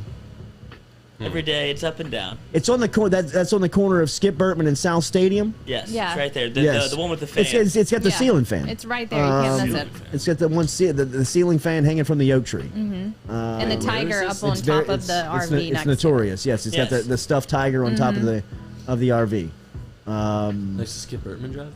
Yeah. Skip Bertman Drive. It's On the literally corner. 1A, dude. It's the Yeah. like it's You can't miss it. here. You can't miss it. And they expect at least 250 people at their tailgate. Oh, so wow. That's a lot. That's a lot. It would be an electric live crowd. It would be. Yeah. It would be. Yeah. Stick around 15 minutes from now. We're going to talk to Nick Underhill, and we'll get the latest from the New Orleans Saints from Underhill, kind of on his thoughts with the Saints coming back home, what he expects the Dome to feel like on Sunday. We're talking all about Tiger Stadium on Saturday night. We expect a full capacity. And remember, we've got updated poll questions for you. Make sure you're on Twitter and voting on the polls here. We're asking on what the atmosphere is going to be like on Saturday. Very surprising to hear over the past couple of days and feedback from the show that people are really not amped up to be out there. I mean, I've heard some out and moving around yesterday that people were giving away tickets, that people were not expecting to go. Why is that? I don't know. I can't believe it. I'm I'm not going to believe it. I'm not buying into that. I think that the place is going to be full I do capacity. Too. I feel like people On are Twitter, saying they want to go. 65% of people think it'll be a full house, and then even better, 59% of the people think Joey will be there. Yes, I think that the other poll question is Joey and Jam, DJ Chark, Caleb on Chasson. Moss. Yeah, Thad Moss. All of the old LSU 19 participants, and that's not with DJ. Obviously, DJ left a little bit prior to 19, but some of the past legends of LSU football, including the Golden Boy, Joey Burrow, possibly in attendance on Saturday night at Tiger Stadium, to me would just call out everybody. I mean, one of a retro night at Tiger Stadium. And as you heard Sonny Shipp there in his breakdown or a little bit of analysis of the game, I mean, Auburn through the first month of the season, very unimpressive. I mean, very seems one-dimensional on offense. Now we'll see if TJ gives them an opportunity to throw the ball down the field. But like we said, I mean, the lack of playmakers against an LSU defensive backfield is that's haunting. You know what I mean? If I'm an offensive coordinator, if They're just gonna have to run the ball. It's really gonna be probably them trying to play keep away a little bit from LSU, just because I don't know if they have the weapons outside to be able to get to a scoring match. So they're gonna try to make LSU one-dimensional and throwing the ball all over the lot, and then they're gonna try to play keep away and just run the ball down your throat. I think what they're going to do is try and just pick on Micah and coverage. That's what they're going to try and do. Put the Baskerville? linebacker. Yeah. See that? We'll see, man. I mean, have they had any production from their tight end? Do they have a tight end? Do they have somebody that can make that move? Yeah, man. I mean, like, I think that LSU is better than them in a lot of spots. You know, when you just talk about personnel, but LSU routinely is better than the people that they play in a lot of spots. I mean, it's going to come down to scheme, and defensively, it seems like LSU has made a lot of strides over the last 2 games in just communication and having people in the right spots. And this weekend against, Tank Bigsby, that's going to be crucial that you are filling the run holes and tackling. I mean, the emphasis this week, as Sonny pointed out, the defensive backfield tackled as good as they have since 19 versus Mississippi State last week. But, especially if TJ's in the game, for as big and strong as he is, and Tank Bigsby as physical of style of runner as he is, I mean, you're going to have to put people to the ground. You're going to have to wrap up and get these guys to the ground before anything, just because they're very elusive and they're big and strong. I mean, TJ is going to take more than one person to take him down to the ground when he's standing upright in the pocket. Not only that, but it's a total flip of the game plan for Mississippi State, right? Where you had to implement a totally new defense, a 3-2-6 from that shell to kind of keep everything in front of you, to a very physical, more what you would think of when you think of SEC football, with Auburn, who's going to line up and want to run it right at you, essentially, with these 2 running backs. So you won't see that same 3-man front. They'll go back to a 4-man, probably like a good 4-3, where you see 3 linebackers in the game, and just they'll go toe-to-toe with that, and then you'll see Durante Jones kind of evolve from there. But it's a big test for them, having to switch back and forth from implementing an entirely new game plan that they had against Mississippi State. I was hearing Auburn fans just what their game plan would be to shut down LSU's. They know they're going to throw the ball, and the game plan is shut down Keyshawn Butte. Max Johnson will then start forcing it. But I'm like, who has even come close to stopping him? That's so much easier said than done. Yeah, Butte seems to be unguardable at this point. Yes. I mean, just give him the ball. I mean, I would think that you would, in a game plan, target him 12 to 15 times a game. I mean, at least try for him to touch the ball a minimum of 10 times a game. Because, I mean, every time, what's his numbers on the year? He's got 4 touchdowns on 23 catches. I mean, no, he's got 8 touchdowns on 23 catches. On 23 catches. I mean, that's bonkers. That's 1 out of every 4 times you touch the ball, you score. Sure. I mean, it's almost it's better than that. That's a better percentage than You that. can't even do that in video games. I mean, that is video game type numbers. You know, I mean, a quarter of the time he touches the ball, he's going to score. You know, I mean, every time Jack Besh touches the football, he gets a first down or a touchdown. Throw that guy the ball. Please, play zone. I mean, put him into the game plan. But you could, I mean, that was the one-handed catch touchdown was on man-to-man. Yeah. You know what I mean? I mean, you can try and guard him one-on-one. Let Keyshawn take the double coverage, you know, and open up guys like Jack Besh, like Brian Thomas. It seems like they're trying to input Thomas more. It seems like over the last couple of weeks they want him more involved in what they're doing. Hear the Will Wade comment yesterday? Well, yeah, about him being the second best basketball player in the state last year. Yeah, I mean, but I think that Will was trying to paint the picture more, and we can get into what Will said yesterday. Will Wade met with the press yesterday. It's basketball season. LSU starts. Really, it's their first day of true basketball practice on Friday. Right now, they're going through their annual preseason boot camp. What's that like? Not cool. Away games all day. It is up early, a lot of running, a lot of sweating, just a lot of team building. Yeah, a lot of chemistry stuff. So garbage cans in the middle of the court. Yeah, right. But Wade was asked about recruiting, and he'll have a ton of kids in this weekend. And Noah and I were at basketball practice 2 weeks ago, and he had the 5-star power forward from IMG, and that was sitting there watching practice. So recruiting obviously has been the same, you know, as usual for LSU basketball and Will Wade. But he was just asked about the challenges, and over the last 2 seasons or 3 seasons, I believe he documented. He pointed out how many 4- and 5-star football players there had been inside the state of Louisiana. And I believe there was somewhere around 40. You know, I mean, there was like upwards of 40 in the last 3 years. In that same time period, there was one basketball player, Jalen Cook. And he was talking about, you know, really the best basketball player that we've seen over the last, in that time period from here is playing football. Brian Thomas from Walker. You know, I mean, he was the MVP of the state title game as a true freshman at Walker in basketball. And really, I mean, if you look at him, he kind of looks like a small forward. Player. You know what I mean? I mean, he looks as a basketball body. But, you know, I mean, it just is the difference in what popularity kids are playing. Specializing in sports. Yeah, specialized sports. I mean, a lot of high schools now discourage multi-sport athletes where, you know, really kind of even when I was in school 20 years ago, I mean, there was a lot of encouragement of, you know, some of the best athletes in the school to play multi-sports. Are you still on that? I think the best I would absolutely encourage multi-sports. Look at Jack Besh. Jack Besh was an all-state basketball player. Yeah. Joe Burrow's dad came on this show and told us the advantages of Joe playing multi-sports, of him growing up, and how he was an all-state basketball player. I mean, up until his sophomore year in high school, he really was like trying to go after basketball. I mean, he thought that he was going to play basketball in college. And it was the development of football that once you got to the end of the line, they said, you know what, you're probably potentially a better football player than you are anything. Let's just go after this one. Yeah, I think that... You get so burnt out once you specialize. Oh, man. Yeah, I mean, I look at some of these kids that are Jordan's age that are all baseball. Ugh. And they play. It's life. It is. The summer. Yeah, it's their life year round. It's amazing what the mentality of that world is. You know what I mean? I mean, it just how there's any advantage to the kid there, I would have to be totally sold on. And I am all about extracurricular. I'm all about sports. I'm all about being outside. I'm all about activity. I want all of that for my kid. But I couldn't imagine placing him in one sport at 10 to 16 years old and saying, this is it.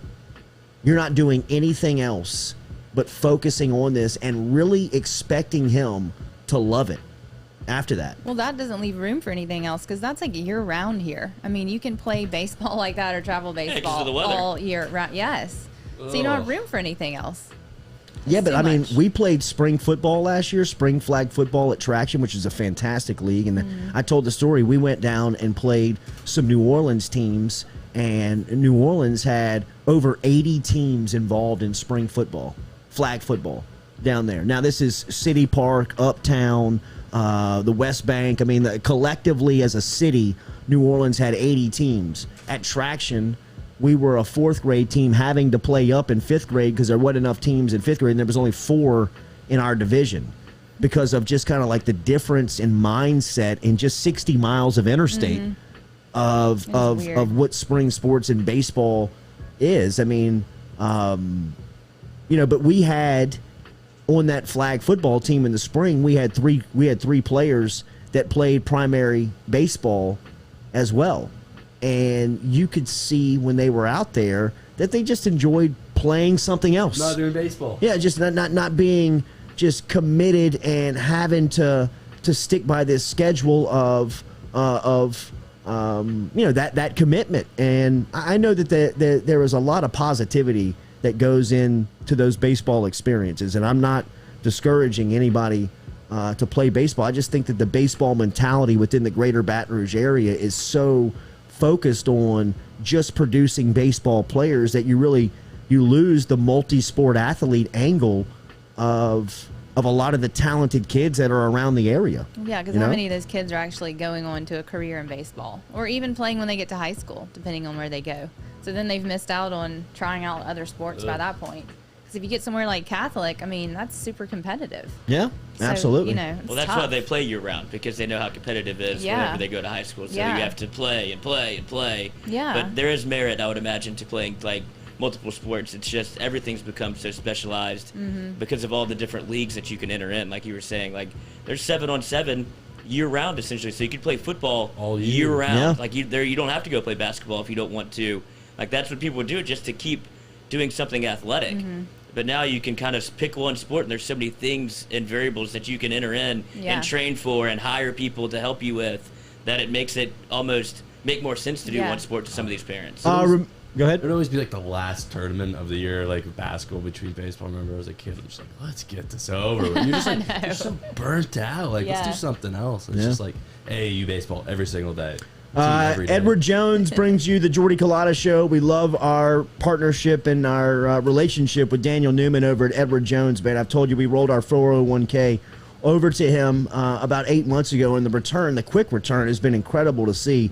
Love the communication as they keep you updated on all the numbers. It's very accessible, always there to answer all your questions. If you have any financial questions on anything, your 401k, maybe even some investments that you've been thinking about that you just need some strategy on, get in touch with Daniel Newman, daniel.newman@edwardjones.com, and we advise you if you're in the plant industry, if you work at Exxon, BASF, Dow, any of the chemical plants down here and around the area, get in touch with Daniel because he's got such great experience within that trade. It seems like every time we are at his central office out there in central Louisiana, there is somebody either in the waiting room walking out of his office or walking in to his complex that is in and around that trade and industry. So let him answer all of your questions today. Let him help you out with all of your finances. Daniel.Newman@EdwardJones.com. That is Daniel.Newman@EdwardJones.com. You can find him out in central Louisiana, right there across from Stabs, Stabs, the restaurant out there in Central. He's our financial advisor. Let him be yours. Next, we'll talk some New Orleans Saints as Nick Underhill will stop by here. Saints are heading back home to the Dome. For the first time.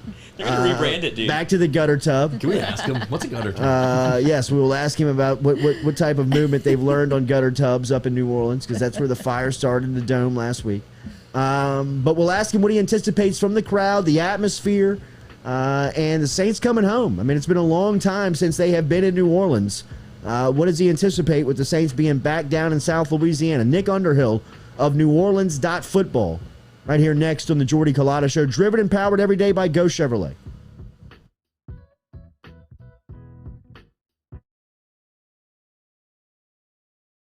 True Blue Water. True hydration at its finest. Right now, you're only a few minutes away from getting your 5-gallon water delivered to you, just like we are over here at the UDL.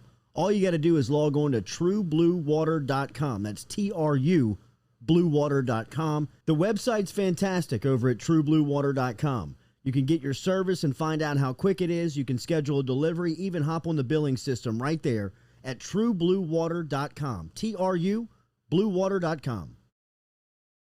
Gearing up for spring and summer down here in South Louisiana, and you want to keep your lawn maintained during these sunny seasons, get in touch with our friend Blake Abear over at Abear's Lawn Maintenance, where he says, you grow it, I mow it. 225-485-8022.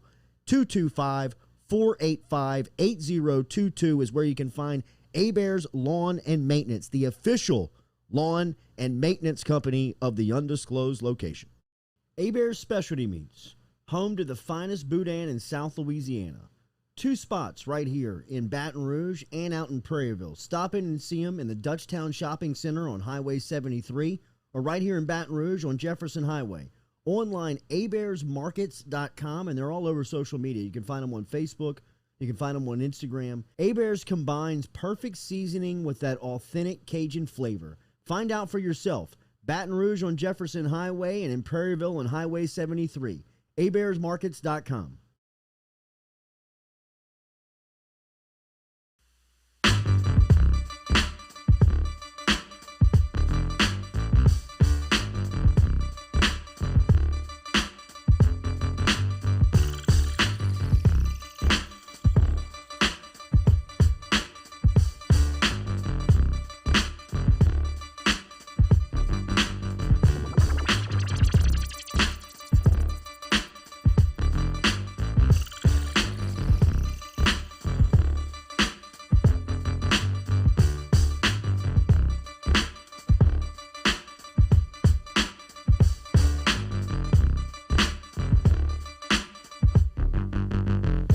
Welcome back here to a Wednesday edition of the Jordy Culotta Show, live, driven and powered by Go Chevrolet. Remember, they're online at GEAUXChevrolet.com. We're talking about LSU coming back home this weekend. They'll play under the lights of Tiger Stadium, 8 o'clock kickoff versus SEC Western Division opponent, their rival, one of their rivals in Auburn. You can get in touch with us. We'll be out there hopefully on Saturday. Bringing you some type of coverage. Man. It's all on Lloyd. It is all on Lloyd. Speaking of a crazy beat that's been to cover, has had to be the New Orleans Saints, obviously, with them playing home games in Jacksonville, them training in Dallas, flying all over the world here in the first couple of weeks and playing football. Along the ride the entire time has been Nick Underhill over at NewOrleans.football, and we have reminded you so many times that if you have any interest in New Orleans Saints football, then you have to have a subscription at NewOrleans.football because the information is elite, it is unmatched, and it is our guy, Nick Underhill, who brings that to us every Wednesday here on the Jordy Culotta Show. Good to have you back, man. Good morning. How are you? Hey, I'm doing well. How you guys doing? Doing good. Can you kind of summarize what the last couple of weeks have been like on the Saints beat? I mean, I know they've had a couple of home games, but you're finally back home in New Orleans for the first time all season. I mean, it's felt like years. I mean, honestly, I mean, it was a long time in Dallas, and you know, it's funny. Like one of the PR guys, they were sending out some info for week 4 practice access, and you kind of look at it and you're like, man, this is week 4. Like it feels like the first week of the season right now. Just because they were gone for so long, and it just kind of felt like the Greenbrier training camp setting, and just this like prolonged hell. Really, I mean, it was tough to be out there. I'm not saying being away, we didn't go through anything. The players, they got to go away and not deal with any of the hurricane stuff. A lot of people had it much worse, but just kind of being in a setting where you're there indefinitely, and there's no expiration date on when you're coming back, and there's all this stuff going on. It's mentally taxing, and I'm sure the players are going through some of the same stuff. So getting back, Sunday night, I mean, I'm sure it was a massive relief for those players, and they can probably start to settle in and get a little more comfortable. And I mean, honestly, it's crazy that they handled it so well. I mean, if you said before the season started, hey, a hurricane's going to hit, the team's going to be displaced, the offensive line's going to be all injured, and all this stuff's going to be going on, and they're going to come back 2-1, I think people would be very happy with that result. So I think they're sitting in a decent place right now. There's a lot they got to get better at. But, I mean, ending this and getting into a sense of normalcy, I think is going to help settle down some of the stuff that's going on with the team. Nick, some of the discussion here in Baton Rouge about Saturday night in Tiger Stadium has just been what the interest is going to be. And we anticipate that place being just rowdy, man. 100,000 plus, all-day tailgating, just the LSU football experience, because it's a night game. Weather's been good. It's Auburn who's in town. TJ Finley. So storylines everywhere that people just hadn't been able to do this for over a year. Do you anticipate the same type of environment in the Caesars Palace Dome on Sunday, with the patrons having really just the first opportunity to be there? Yeah, I mean, I think so. I mean, it's been since 2019 since really anybody's seen this team play, and I think that atmosphere is going to just, got ramped up just with this waiting even longer to get in there. The one weird thing is you look at some of these games and the available tickets, like on SeatGeek, is a little bit surprising how many are out there. And I mean, I'm sure there's some apprehension from, people on both sides of their virus stance, people that don't want to be in a crowd, and people that, for whatever reason don't want to get a test to enter the building. So there's probably some people saying, well, I'm sure those tickets will get gobbled up, though. And I just think that there's probably a desperation for the people that do go to see this team and to kind of just feel that sense of normalcy. I mean, these places we gather to watch sports, like that's what we do. Like, that's our normal place. And for a lot of people, that's their sense of community. And I don't think they felt that for a very long time. So getting that back, LSU, Saints, man, I got tickets for the LSU Florida game. Like, I can't wait to go up there and just kind of feel that again and be in that atmosphere. And this weekend, against the Giants, I think it's going to be the same thing. So I'm excited to get in there and just kind of have like a normal football game. I don't feel like I've been to one of those in such a long time. And, for everybody, I think it's going to just be, a great feeling just to have that back. Nick, can you talk about this morning? They had some breaking news here in the NFC South. Richard Sherman is inked with the Tampa Bay Buccaneers. I know this is a player that the Saints have looked at. He comes with a little bit of off-the-field baggage, but the Saints defensively, it's a two-part question. What impact does Sherman have on the Bucs? And then the Saints defensively, especially in that secondary angle, because you've talked all season long, the draft, that was an emphasis. Free agency, they really wanted to make a move. But here early on in the season, they have weathered some storms and looked really, at times, dominant defensively. What do you make of their defensive scheme up to this point and some of the personnel that they've played with? And then, if you could, just a little bit on what Sherman, the effect he can have on Tampa Bay. Yeah, with Sherman, I think if the incident hadn't happened, there's probably a really good chance that he's a member of the Saints right now. And I think for them, it worked out well. I mean, having Paulson Adebo in there, he's playing really well. They ended up with Bradley Roby, cost them a third-round pick. So they might have gotten their depth at that position with Sherman without having to give up a draft pick and just some money. So maybe there would have been an advantage there. But I don't think the Saints have any regrets right now with how things worked out for them, with how well that group has come together. And you're right. I mean, they have looked extremely dominant on that side of the ball. And I think the defensive dominance honestly gives you confidence that they can still win that 9, 10, 11 games, whatever it takes to get into the playoffs, even with the offense kind of sputtering a little bit. I mean, I think they're going to keep them in a lot of games. And it's just really on the offense not to make mistakes and screw up and cost them games. And I think at some point you elevate above that level. You get Traquan Smith back. You get Mike Thomas back. And I think offense gets a little bit easier, but really, I think that they're the trailer behind the car at this point, and just stay on the hitch. Don't make any waves, and just get there and let the truck lead the way. And that's the defense at this point. And they're going to get better too. I mean, they're playing this well without their best defensive lineman, David Onyemata. 6 weeks out, he can come back. When he comes back, I think that's going to make a big difference. Marcus Davenport, he's been obviously up and down throughout his career, and I think there's probably been more moments of disappointment than hope.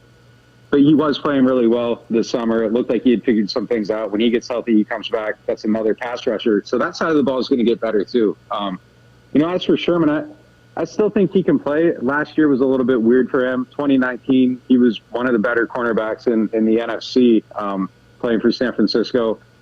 You know, he's probably lost a little bit off of that at this point. But I do think that he makes Tampa a little bit better. They've had some injuries, so they needed to get someone in there. And I think he's the right player for them. Look, that's kind of the Tom Brady effect. I mean, he's the guy in New England that got all the veteran players to come there and play for cheap. Tom was playing for cheap, so you know he's recruiting guys and hey, I'm doing this, so come do this. Let's win together. And that's the effect he had. And I think that's the main thing that people kind of underrate about that tenure in New England. It wasn't people going there to play for Belichick. They were going there to play for Brady. And you're seeing that same thing in Tampa Bay now. You've covered the Saints for a long time, and I would imagine, going from the Drew Brees era to the Jameis Winston era, how different is that press conference whenever Jameis walks to the podium as opposed to a Drew Brees? Well, I mean, the whole experience is just different on the field, off the field. I mean, and I think that's one of the things that people kind of got to adjust to a little bit. And obviously, I think some of the stuff on offense needs to be better. Some of the decisions obviously got to be better. He really got away with a touchdown pass in that, the last game. And just the on-field, I mean, for so long with Breeze, it's just 15 years of, basically poetry in motion, and everything just like ebbed and flowed exactly as it should have, and it came together. And you just kind of got like this beautiful picture of easy offense. And that's gone away at this point. And I think the Saints are searching for their identity and trying to figure that out. Press conference-wise, I mean, they're just obviously very different people. I think Jameis is just kind of, he's a more humorous person. And I think even, sometimes when he's not trying to be funny, he still ends up being a little bit funny, like the pregame, huddle where Mario's going through it. And Jameis has a response to every sentence. And, you watch that, and it's funny. And he's not trying to be funny there, but it's one of the funnier things you see. But, that's just kind of him. But I do think that they both have, like, really good football minds. Like, when you ask Jameis about a coverage or something, like, he's breaking it down in detail and giving you insight, and you're learning from him.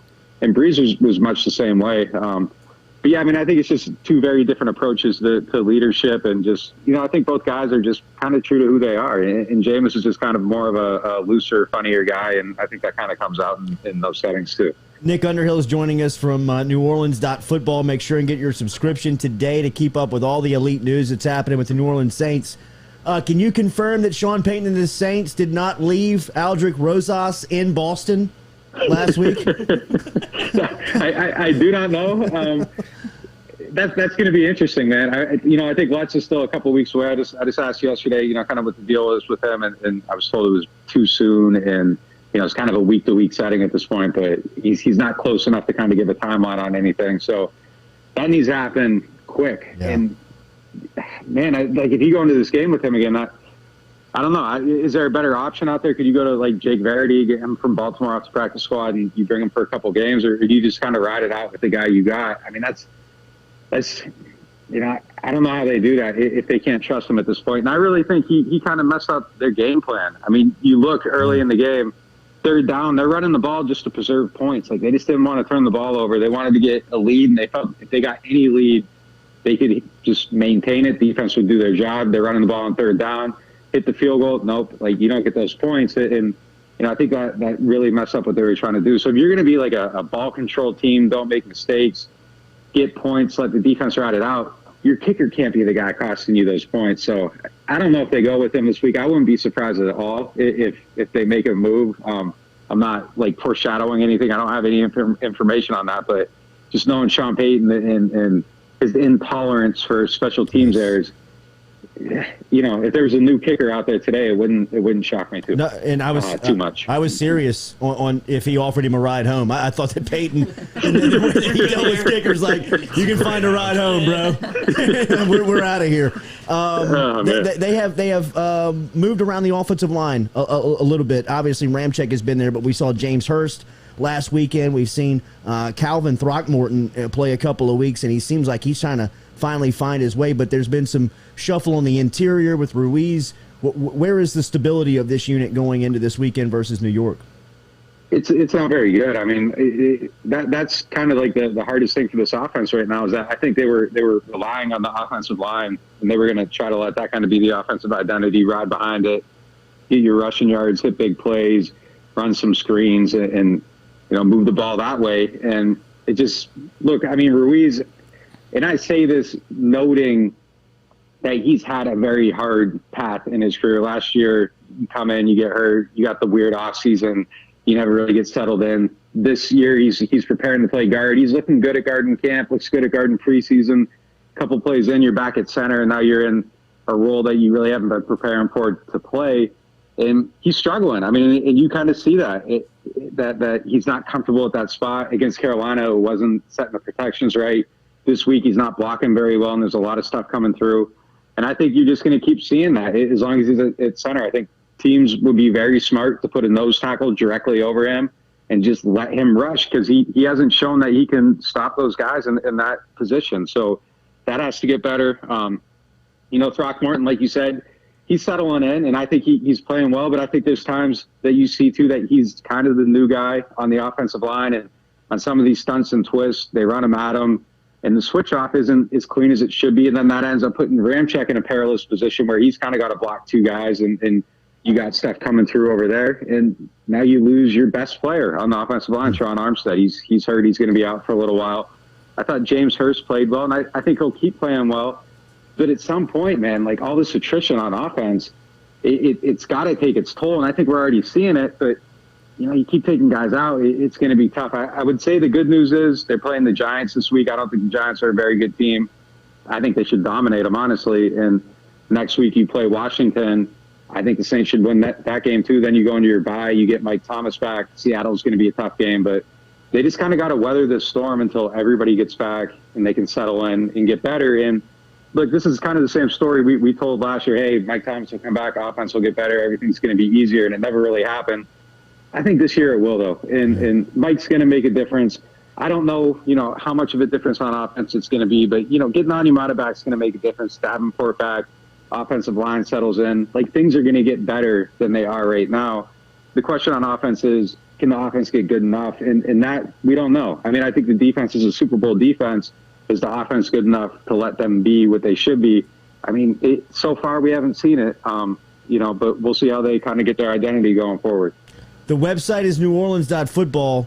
The latest post over there is the regular Saints film room that he puts up every week, and this is Nick Underhill, who's the publisher of this one, and he breaks down every position group each week. It's incredible insight, and it's great knowledge. If you're looking for New Orleans Saints coverage, get over to NewOrleans.football. Get the subscription. You can hear him every Wednesday right here on the Jordy Culotta Show. We always appreciate his insight. Thank you, man. Welcome home. Yeah, thanks for having me. Yep, absolutely. As Underhill has been on the beat there covering the Saints for a while. Chef Jean-Paul texted while we were on that segment. He wants to talk a little bit. He's out in Colorado. He's got great news, as obviously him and the wifey got the good news last week that they got one on the way, so we will obviously congratulate our chef. Kid's gonna be a unit. Here. Yes, absolutely, be cooking. By the age he's 3, he'd be cooking for the kindergarten teacher. Could you imagine growing up in that house with Chef Jean-Paul as a child? Snacks at her house? Kid will be making his own biscuits by the time he's 3 years old. You can't go to any sleepovers and be like, what's your mom cooking? Like, what is this? Pop-Tart? Daily, we're brought to you by Johnson & Spillers. Get in touch with our dentist. They've got 2 locations, Gonzales and Baton Rouge. Prepare Avenue in Gonzales. Here on Perkins Road in Baton Rouge between Segan and Blue Bonnet. The best, man. General dentistry needs, pediatric dentistry, anything you need from the dentist standpoint. Johnson Spillers can help you out. If you need Botox, it can help you as well. Stick around. Kyle Williams is coming up in a couple of minutes. Kyle's going to be here in 10 minutes. We'll talk to him about Ruston this Friday night playing Walker Howard. We'll also talk to him about he's got a big announcement that he's going to make here. I can't say it now, but we'll let him make it in 10 minutes as Kyle Williams, the former LSU great and Buffalo Bill legend, will be here talking some stuff. And obviously we'll talk LSU Auburn memories with Williams coming up in 10 minutes. But next, the chef, Jean-Paul Bourgeois, as we closed out this Wednesday here on the Jordy Culotta Show.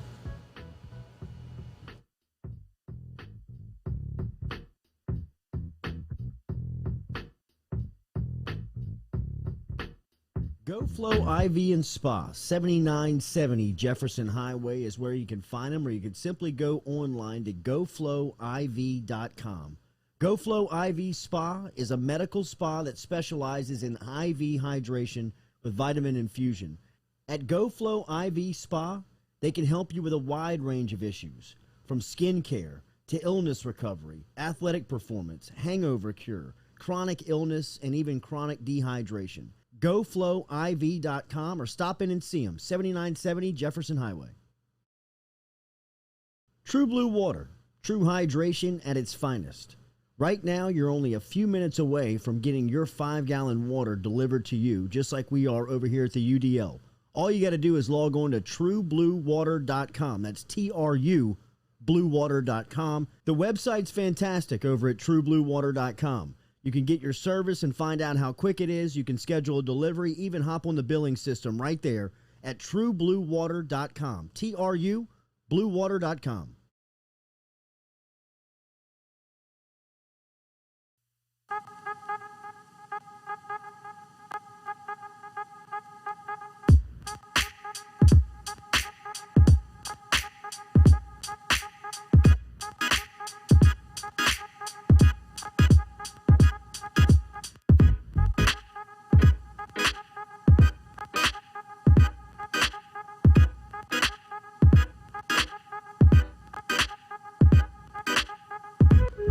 All right, welcome in. Wednesday edition. Welcome back here to this Wednesday edition. Good stuff from Nick Underhill there. Make sure that you are signed up at NewOrleans.football. Follow him on Twitter. All of the Saints' latest updates you can catch there. Saints in the Dome this Sunday versus the New York Giants. That'll be a noon kickoff for you, as that'll be a tough turnaround if you're going to try to make both. LSU on a Saturday night at 8 p.m., followed up by a nooner in the Dome. I mean, if you make that and can pull that off, that should be a pretty epic weekend. I don't think you'd be sober for a second. Jesus, you I wake mean, up the and just wall get in you the car. hit on Tuesday is just like, Tuesday. Whiskey Pop-Tarts. Well, I mean, if you're going to do the Sunday thing, man, you might as well just power Carry that through. thing into Monday.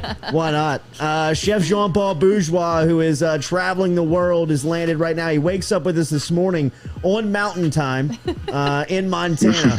Threw our boy a little curveball. Not in Colorado. Yeah, not in Colorado. We start off with welcoming him back to the conversation. Good to hear from you. Good morning, sir.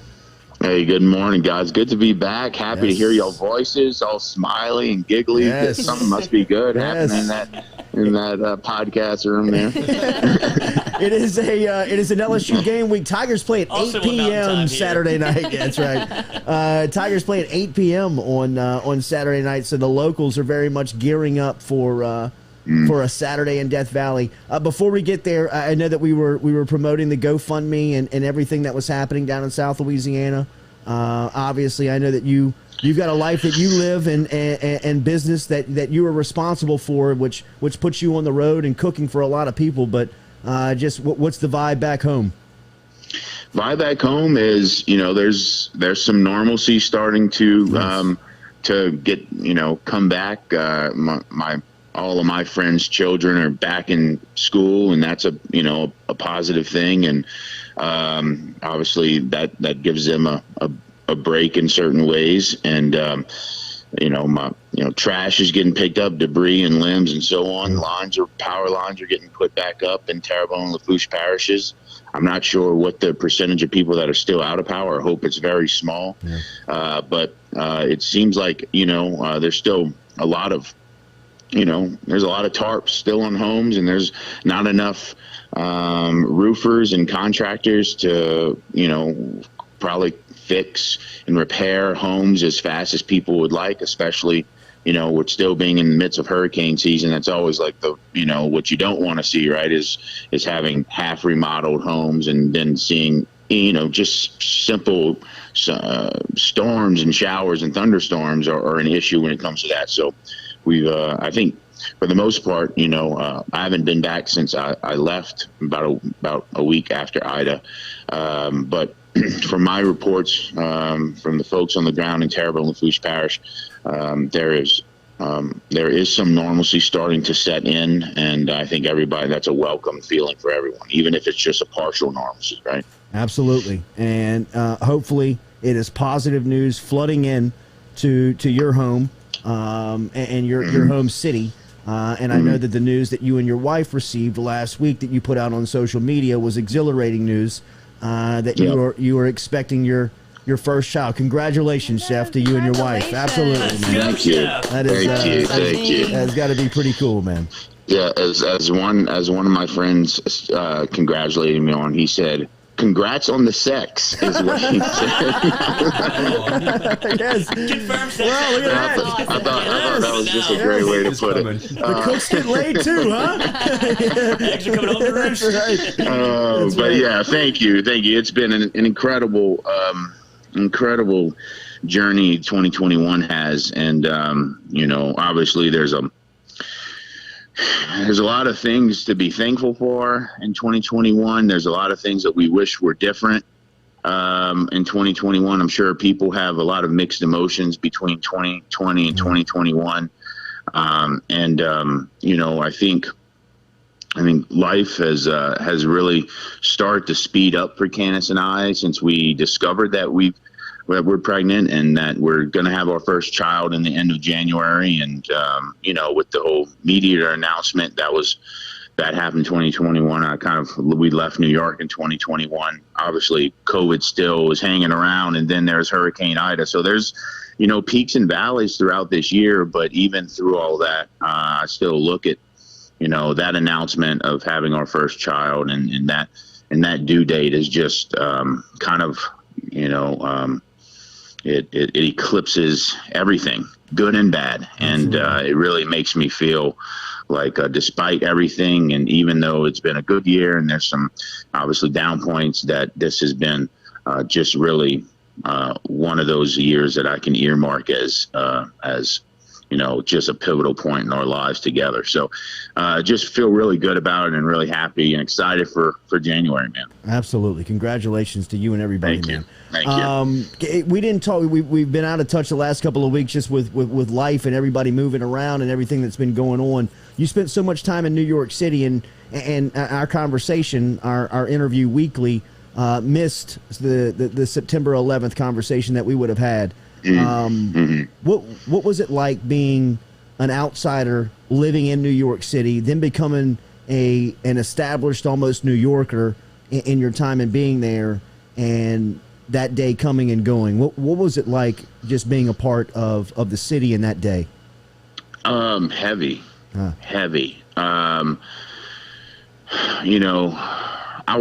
I was in high school when September 11th happened. Most people remember the time and place they were when they were watching the news and seeing those reports, and I was no different. But even when you live in New York, even to this day, even though this was my first September, in the 11 years that I was in New York, this past one was the first time I wasn't in the city for it.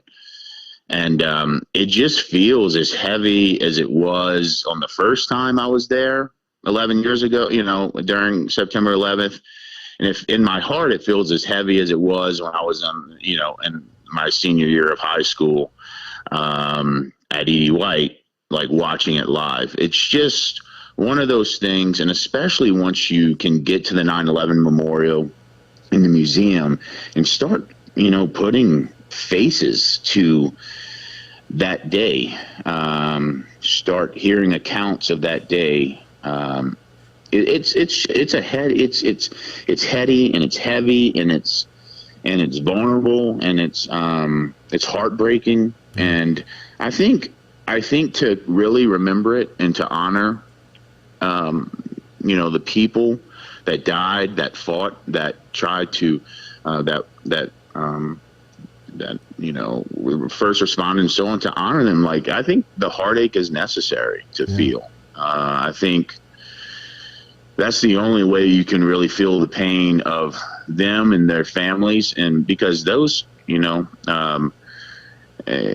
this many years after, it's still, those families are still living with the consequences. Sure. And they still feel that pain and heartache every day, not just on September 11th. So I think as a somewhat of a New Yorker, as a person who lived there, who loves that city, it's kind of our responsibility to feel that pain with them, at least for that day. Even if we didn't lose anyone, just to have that empathy. So it's an incredible city.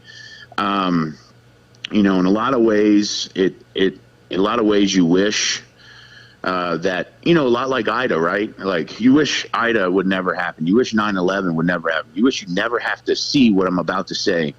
But you see just people really banding together and pulling forward with the same type of spirit and pride for the place that they love. And in 9/11, you saw that after 9/11. In Ida, you saw that in Louisiana after the storm passed. And obviously, again, you wish you never have to see those things in community. But if they do happen, you're glad to see them. Yeah. And you're glad to see that your community pull together like that. And every 9/11, and my experience in New York, it was the same way. You saw community pull together and honor those people for the most part. And obviously, people change, things change, and now we're coming to a generation that doesn't know 9/11. If you think about that, how crazy that is. And even makes it more important to make sure that those folks who didn't watch it live in high school or wasn't a part of it in New York or in Washington, D.C. or in the other areas that were affected in the Northeast, to still give, make sure that they know, what happened. Absolutely. And some way that they can feel that heartache in some way. So I don't know.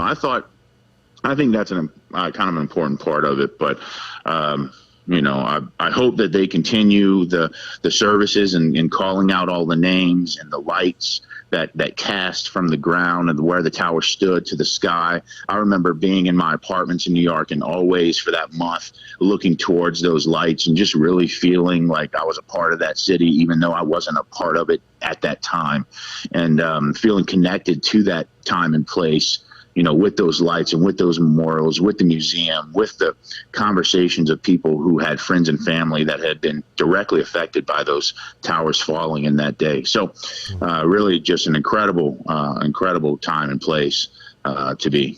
Very well said, because there was, as divided as our country has felt over the past years, it did feel a sense of camaraderie on 9/11, just for a brief moment, just of bringing everybody together because of that.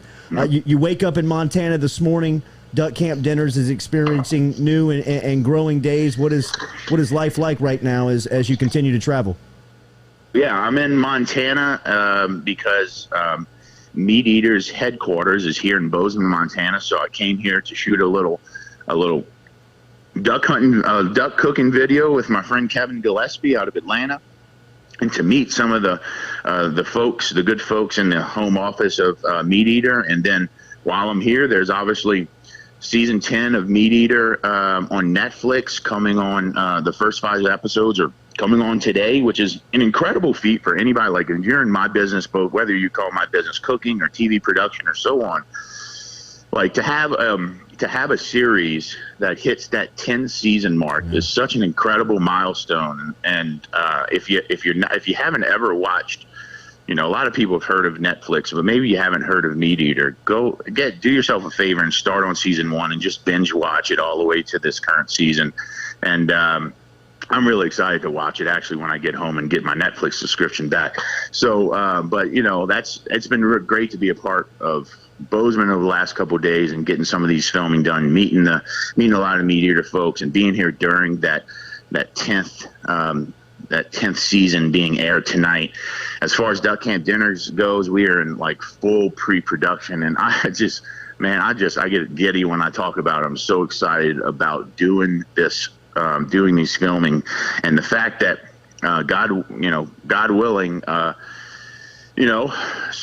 one camp's in Venice and one camp's in Bayou Black and Terrebonne Parish. The other camp's in Southwest Louisiana. Obviously, Ida didn't affect too much of Southwest Louisiana. They had all their stuff a couple years ago or last year, and remember now. But Bayou Black, the duck camp in Bayou Black was like almost completely spared. Not even the screens blew off of the front porch, which is an incredible, like a floating camp tied onto old cypress trees with a 10-foot storm surge. What a beast. Amazing. The Leonard Fournette of camps. just running through piles of D-line, right?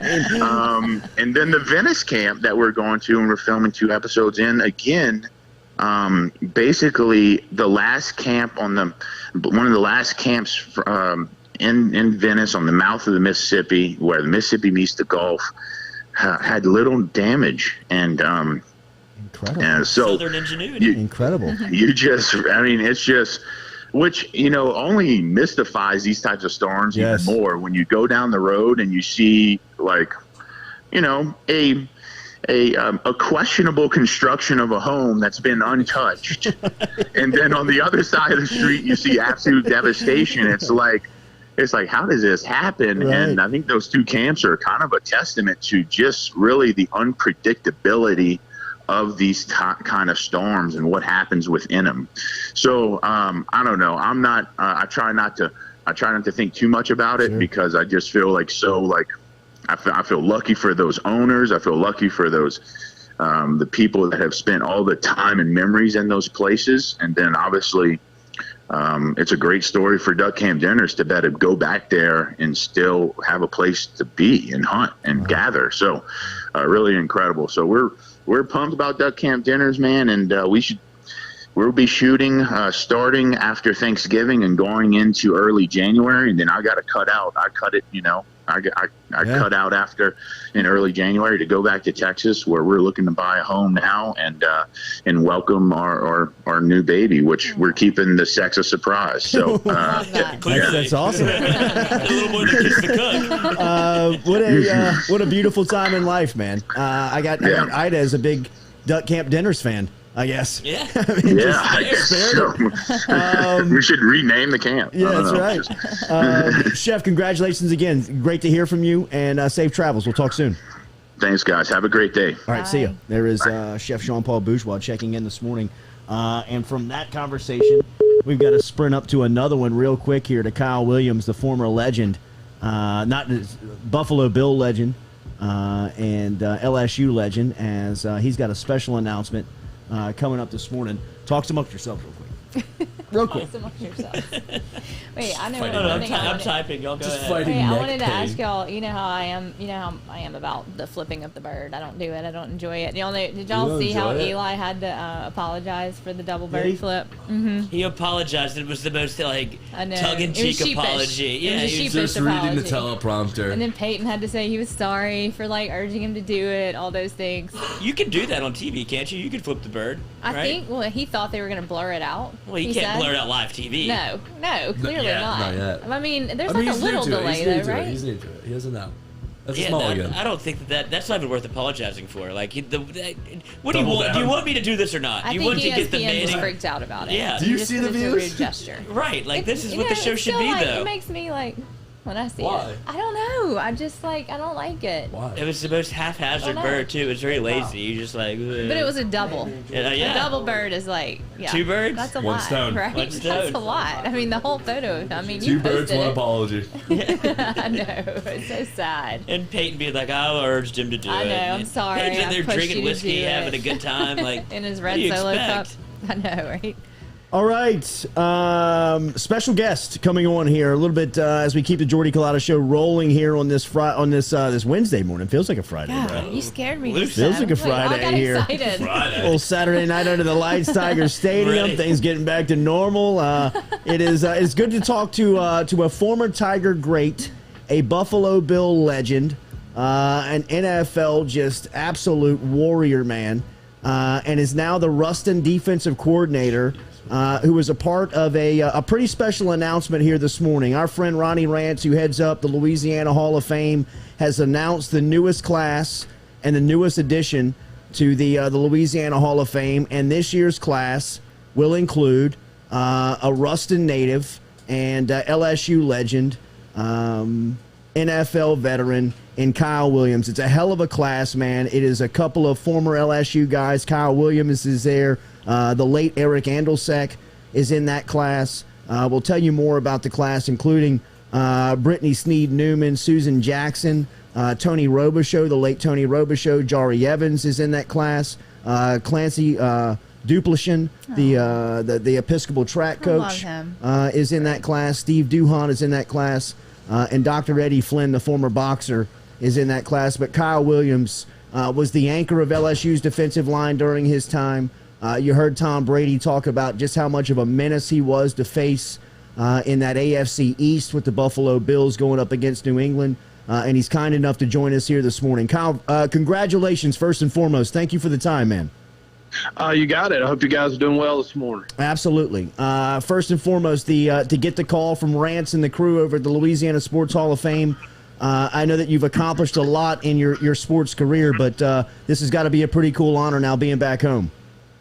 Yeah, it's really cool. I think any time that you're honored in your home state for your contribution to your sport, the organizations, the schools, or the teams that you played for, and to be honored, really at home is a humbling thing, really, and I'm very appreciative of it.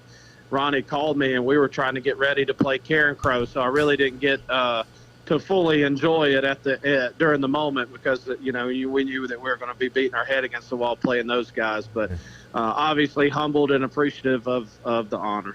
13-year NFL career and now the defensive coordinator of the Ruston Bearcats. We talked to Walker Howard this morning at 7:15. He's the quarterback that you were tasked with stopping this Friday night, or at least trying to defend. What are the challenges that this five-star quarterback present to you and the Bearcats? Well, just about anything you can think of. He can run, he can throw. He's accurate with the football. He's got an incredible arm. He's got some talented guys around him. They're well coached. So it's really any problem you can think of. I'm hoping Jamie tells him that he and I are buddies and that he'll take it easy on an old friend, really. Right. Just a little family favor on a Friday night. Why not? Just do an old Tiger a little bit of a favor, respect your elders a little bit. That's right. What's that experience been like, Kyle? Getting back around the kids, kind of the back around the purest part of the sport on a Friday night. I tell you, the good days are really good, and the tough days are tough. Just like being involved with team and sports, and then you throw in the teenage aspect of it. So some days we're just having a bad day just because we want to have us a bad day. So but it's been really good to be home.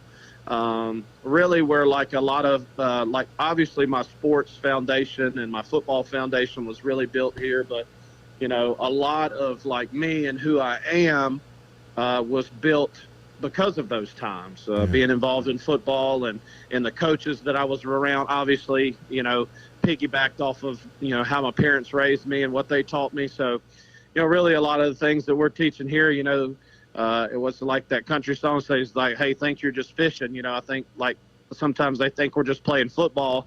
I think they'll get down the line and they'll look back and they'll go, hey, a lot of these lessons apply to a lot of different areas. 13 years in the NFL, you spent it all with one team. How rare is that? We know that as fans, just when we look at the sport and watch it, how rare that is. How cool is it to be a part of that experience and spend so much time, one franchise, and to see that they have really kind of taken that next step? It looks like they're ready to take that next step as a franchise with all the time that you spent there. Well, it really, if you look at it this day and age, the way that free agency and football works, to be able to do that with one organization is really kind of like a lightning strike. You really don't see it anymore. I think that with my career, you really saw two different entities, meaning the team and myself, that were really committed to one another. Obviously, I think we were, when contracts came up, we were fair with one another. I think we're fully committed to one another, and I can't thank Ralph Wilson enough for bringing me to Buffalo, a place that I had no idea where it was, and then for Kim and Terry Pagula to allow me to finish my career there. So it was an amazing experience, and really Sean McDermott, I actually spoke to him this morning. We were talking about some stuff, but him to come in late in my career when I wasn't real sure how much I had left to go, his vision for team, his passion for building a team, not just having a team, but building a team, really just kind of reinvigorated me, and I couldn't have picked a better person to spend my last couple of years in the league with. And what's happening now, I saw coming when him and his staff came in and the way that he leads and directs that team is a special thing to see. I mean, I know saying the best in the NFL is dangerous because at the top it feels like there's a couple of teams that can win it, but Buffalo seems like they're in that mix right now. They've got a really good team. I think that excuse me. Obviously, that league is a quarterback league. Mm-hmm. They have a really talented quarterback. Can direct the game, can make big plays, can manage it if he needs to. They're always going to be sound, physical, and play with tons of effort on defense. I'm not so sure that they've been out of the top 5 in defense in the league since Sean's gotten there. So you put those two things together, you've got a recipe for success. LSU plays Auburn Saturday night in Death Valley. You had some great games against Auburn. I think back to the 04 game when y'all got jobbed at Auburn on the PI call. Then 05, Kenny Irons coming in here and missing 5 field goals before you guys got the win on a Skylar Green kickoff return or a punt return. Tell me some of your memories about Auburn and then Saturday nights in Tiger Stadium. Remember those games being just knockdown dragouts. Obviously, you look back, you're in the middle of it. You don't realize how much talent is amassed on both sides of the sidelines. You look over there with Cadillac Williams and Ronnie Brown and Jason Campbell and Carlos Dansby and this guy and that guy, and then you look on our sideline and you've got all these guys. Well, you're in the moment. Well, I just go to LSU, you just go to Auburn. Well, you let some years pass and you have like 30 of those guys play multiple years in the NFL. Right. So just looking back on it, now having hindsight, seeing the amount of talent that was on the field it's really special to know that you were part of those games and how fun they were and how tough and physical they were and how hard you knew you had to work to go get a win against that football team. A couple more, we'll get you out of here. Tom Brady's headed back to Foxborough this weekend to face Bill Belichick. Brady, in your prime, called you one of the most menacing defensive players in the league that they had to face. What do you expect the emotion to be on both sides as that game kicks off at noon on Sunday? It would really be hard for me to fathom because towards the end of my career, I couldn't have imagined. I had an opportunity to leave, decided I was going to finish there, and ultimately, bigger than anything else, I couldn't have imagined leaving and coming back with another organization or another team. It meant that much to me. Now, Tom is going a different path, obviously. He probably feels better than I did in my 13th year playing defensive tackle. But coming back, I'm sure as soon as he hits that turf, he might just instinctually walk to the wrong sideline. Right. I mean, that's just the way that I think about it. But I know that he loves that place. Obviously, all the things that they accomplished there, I would imagine, and just my guess, or maybe at least what I think that he deserves because of the kind of player and guy that he is, that those fans will absolutely erupt for him when he shows up. The Monroe natives call you the ringer of Squire Creek. How many holes a day are you playing, and where are you at right now? Are you scratch?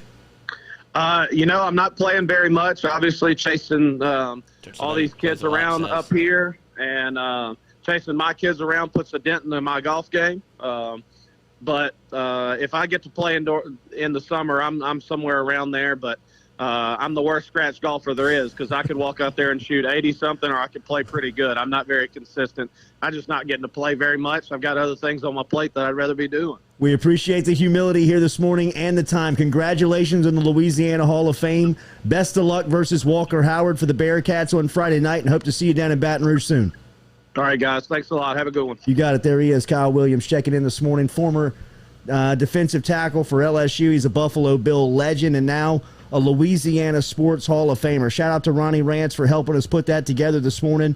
Rance has got himself an incredible class again going in to the Louisiana Hall of Fame, headline probably by that guy right there, and Kyle Williams and Jari Evans are two of the names that you know, but there is names like Susan Jackson, the All-American gymnast from LSU that is in that class. You got the class pulled up? Yeah, I'm looking at it right now. Eric Andelsack, the late Eric Andelsack, who it is incredible to think that his time is here in 2022. I thought that he would have been an inductee long before 2022, but it's good to see him going in. The late Tony Robichaux, who passed away so suddenly and tragically in leading that UL baseball program for so many years. It's Clancy, right? Yeah, Coach Dupe. Yeah, Clancy. Yeah, it's Clancy Dupe, because we call him Coach Dupe. Yeah. Duplichin, who has been at Episcopal for forever. Forever. I mean, really, he's been way there before our time. I mean, forever. I mean, I remember in high school, like, we would see him out at track meets, and, like, even then people would be like, he's been here forever. Yeah. You know what I mean? Like, yes, that. I mean, like, he's still there. One day. I mean, he's kind of like the new age Pete Boudreaux. But it just has impacted so many kids, so many people.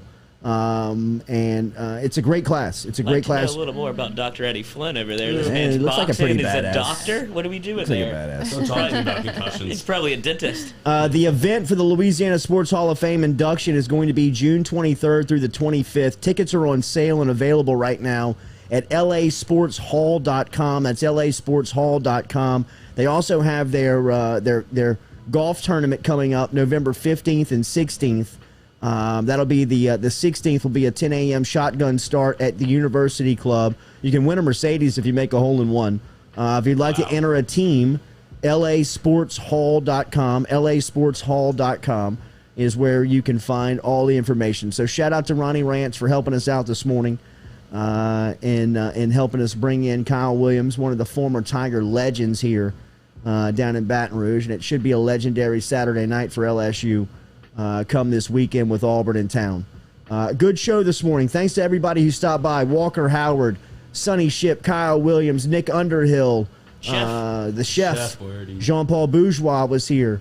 A lot of content for you here on this Wednesday morning. Hopefully all of you gobble it up. Make sure like, share, comment on the post. Please get it out there. Subscribe to the YouTube page. All of this helps us out. We are efforting to try and go live on Saturday. We are still trying to climb this mountain. It is very steep. Lloyd's going to be under the desk. It is very steep. Bringing it up. Lloyd keeps screwing stuff up. We cannot. I was climbing, and then last week we got bad news yesterday. It is starting to snow at the top. The higher you go, the colder and chillier it gets. I feel like I keep bringing the bad news, so sorry. We got all hands on deck here. We are trying. Everybody's sending multiple text messages. It's a hell of a thread to be a part of and keep together. It's Clanny. A lot of fun. It's Clanny Duplichin. Well, I didn't type it. Yeah, well, Lloyd screwed it up. We'll be back with you tomorrow morning at 7 a.m. Buzz off, man. It's Clanny. Who the fuck that guy is? Good luck. Congratulations, Clanny.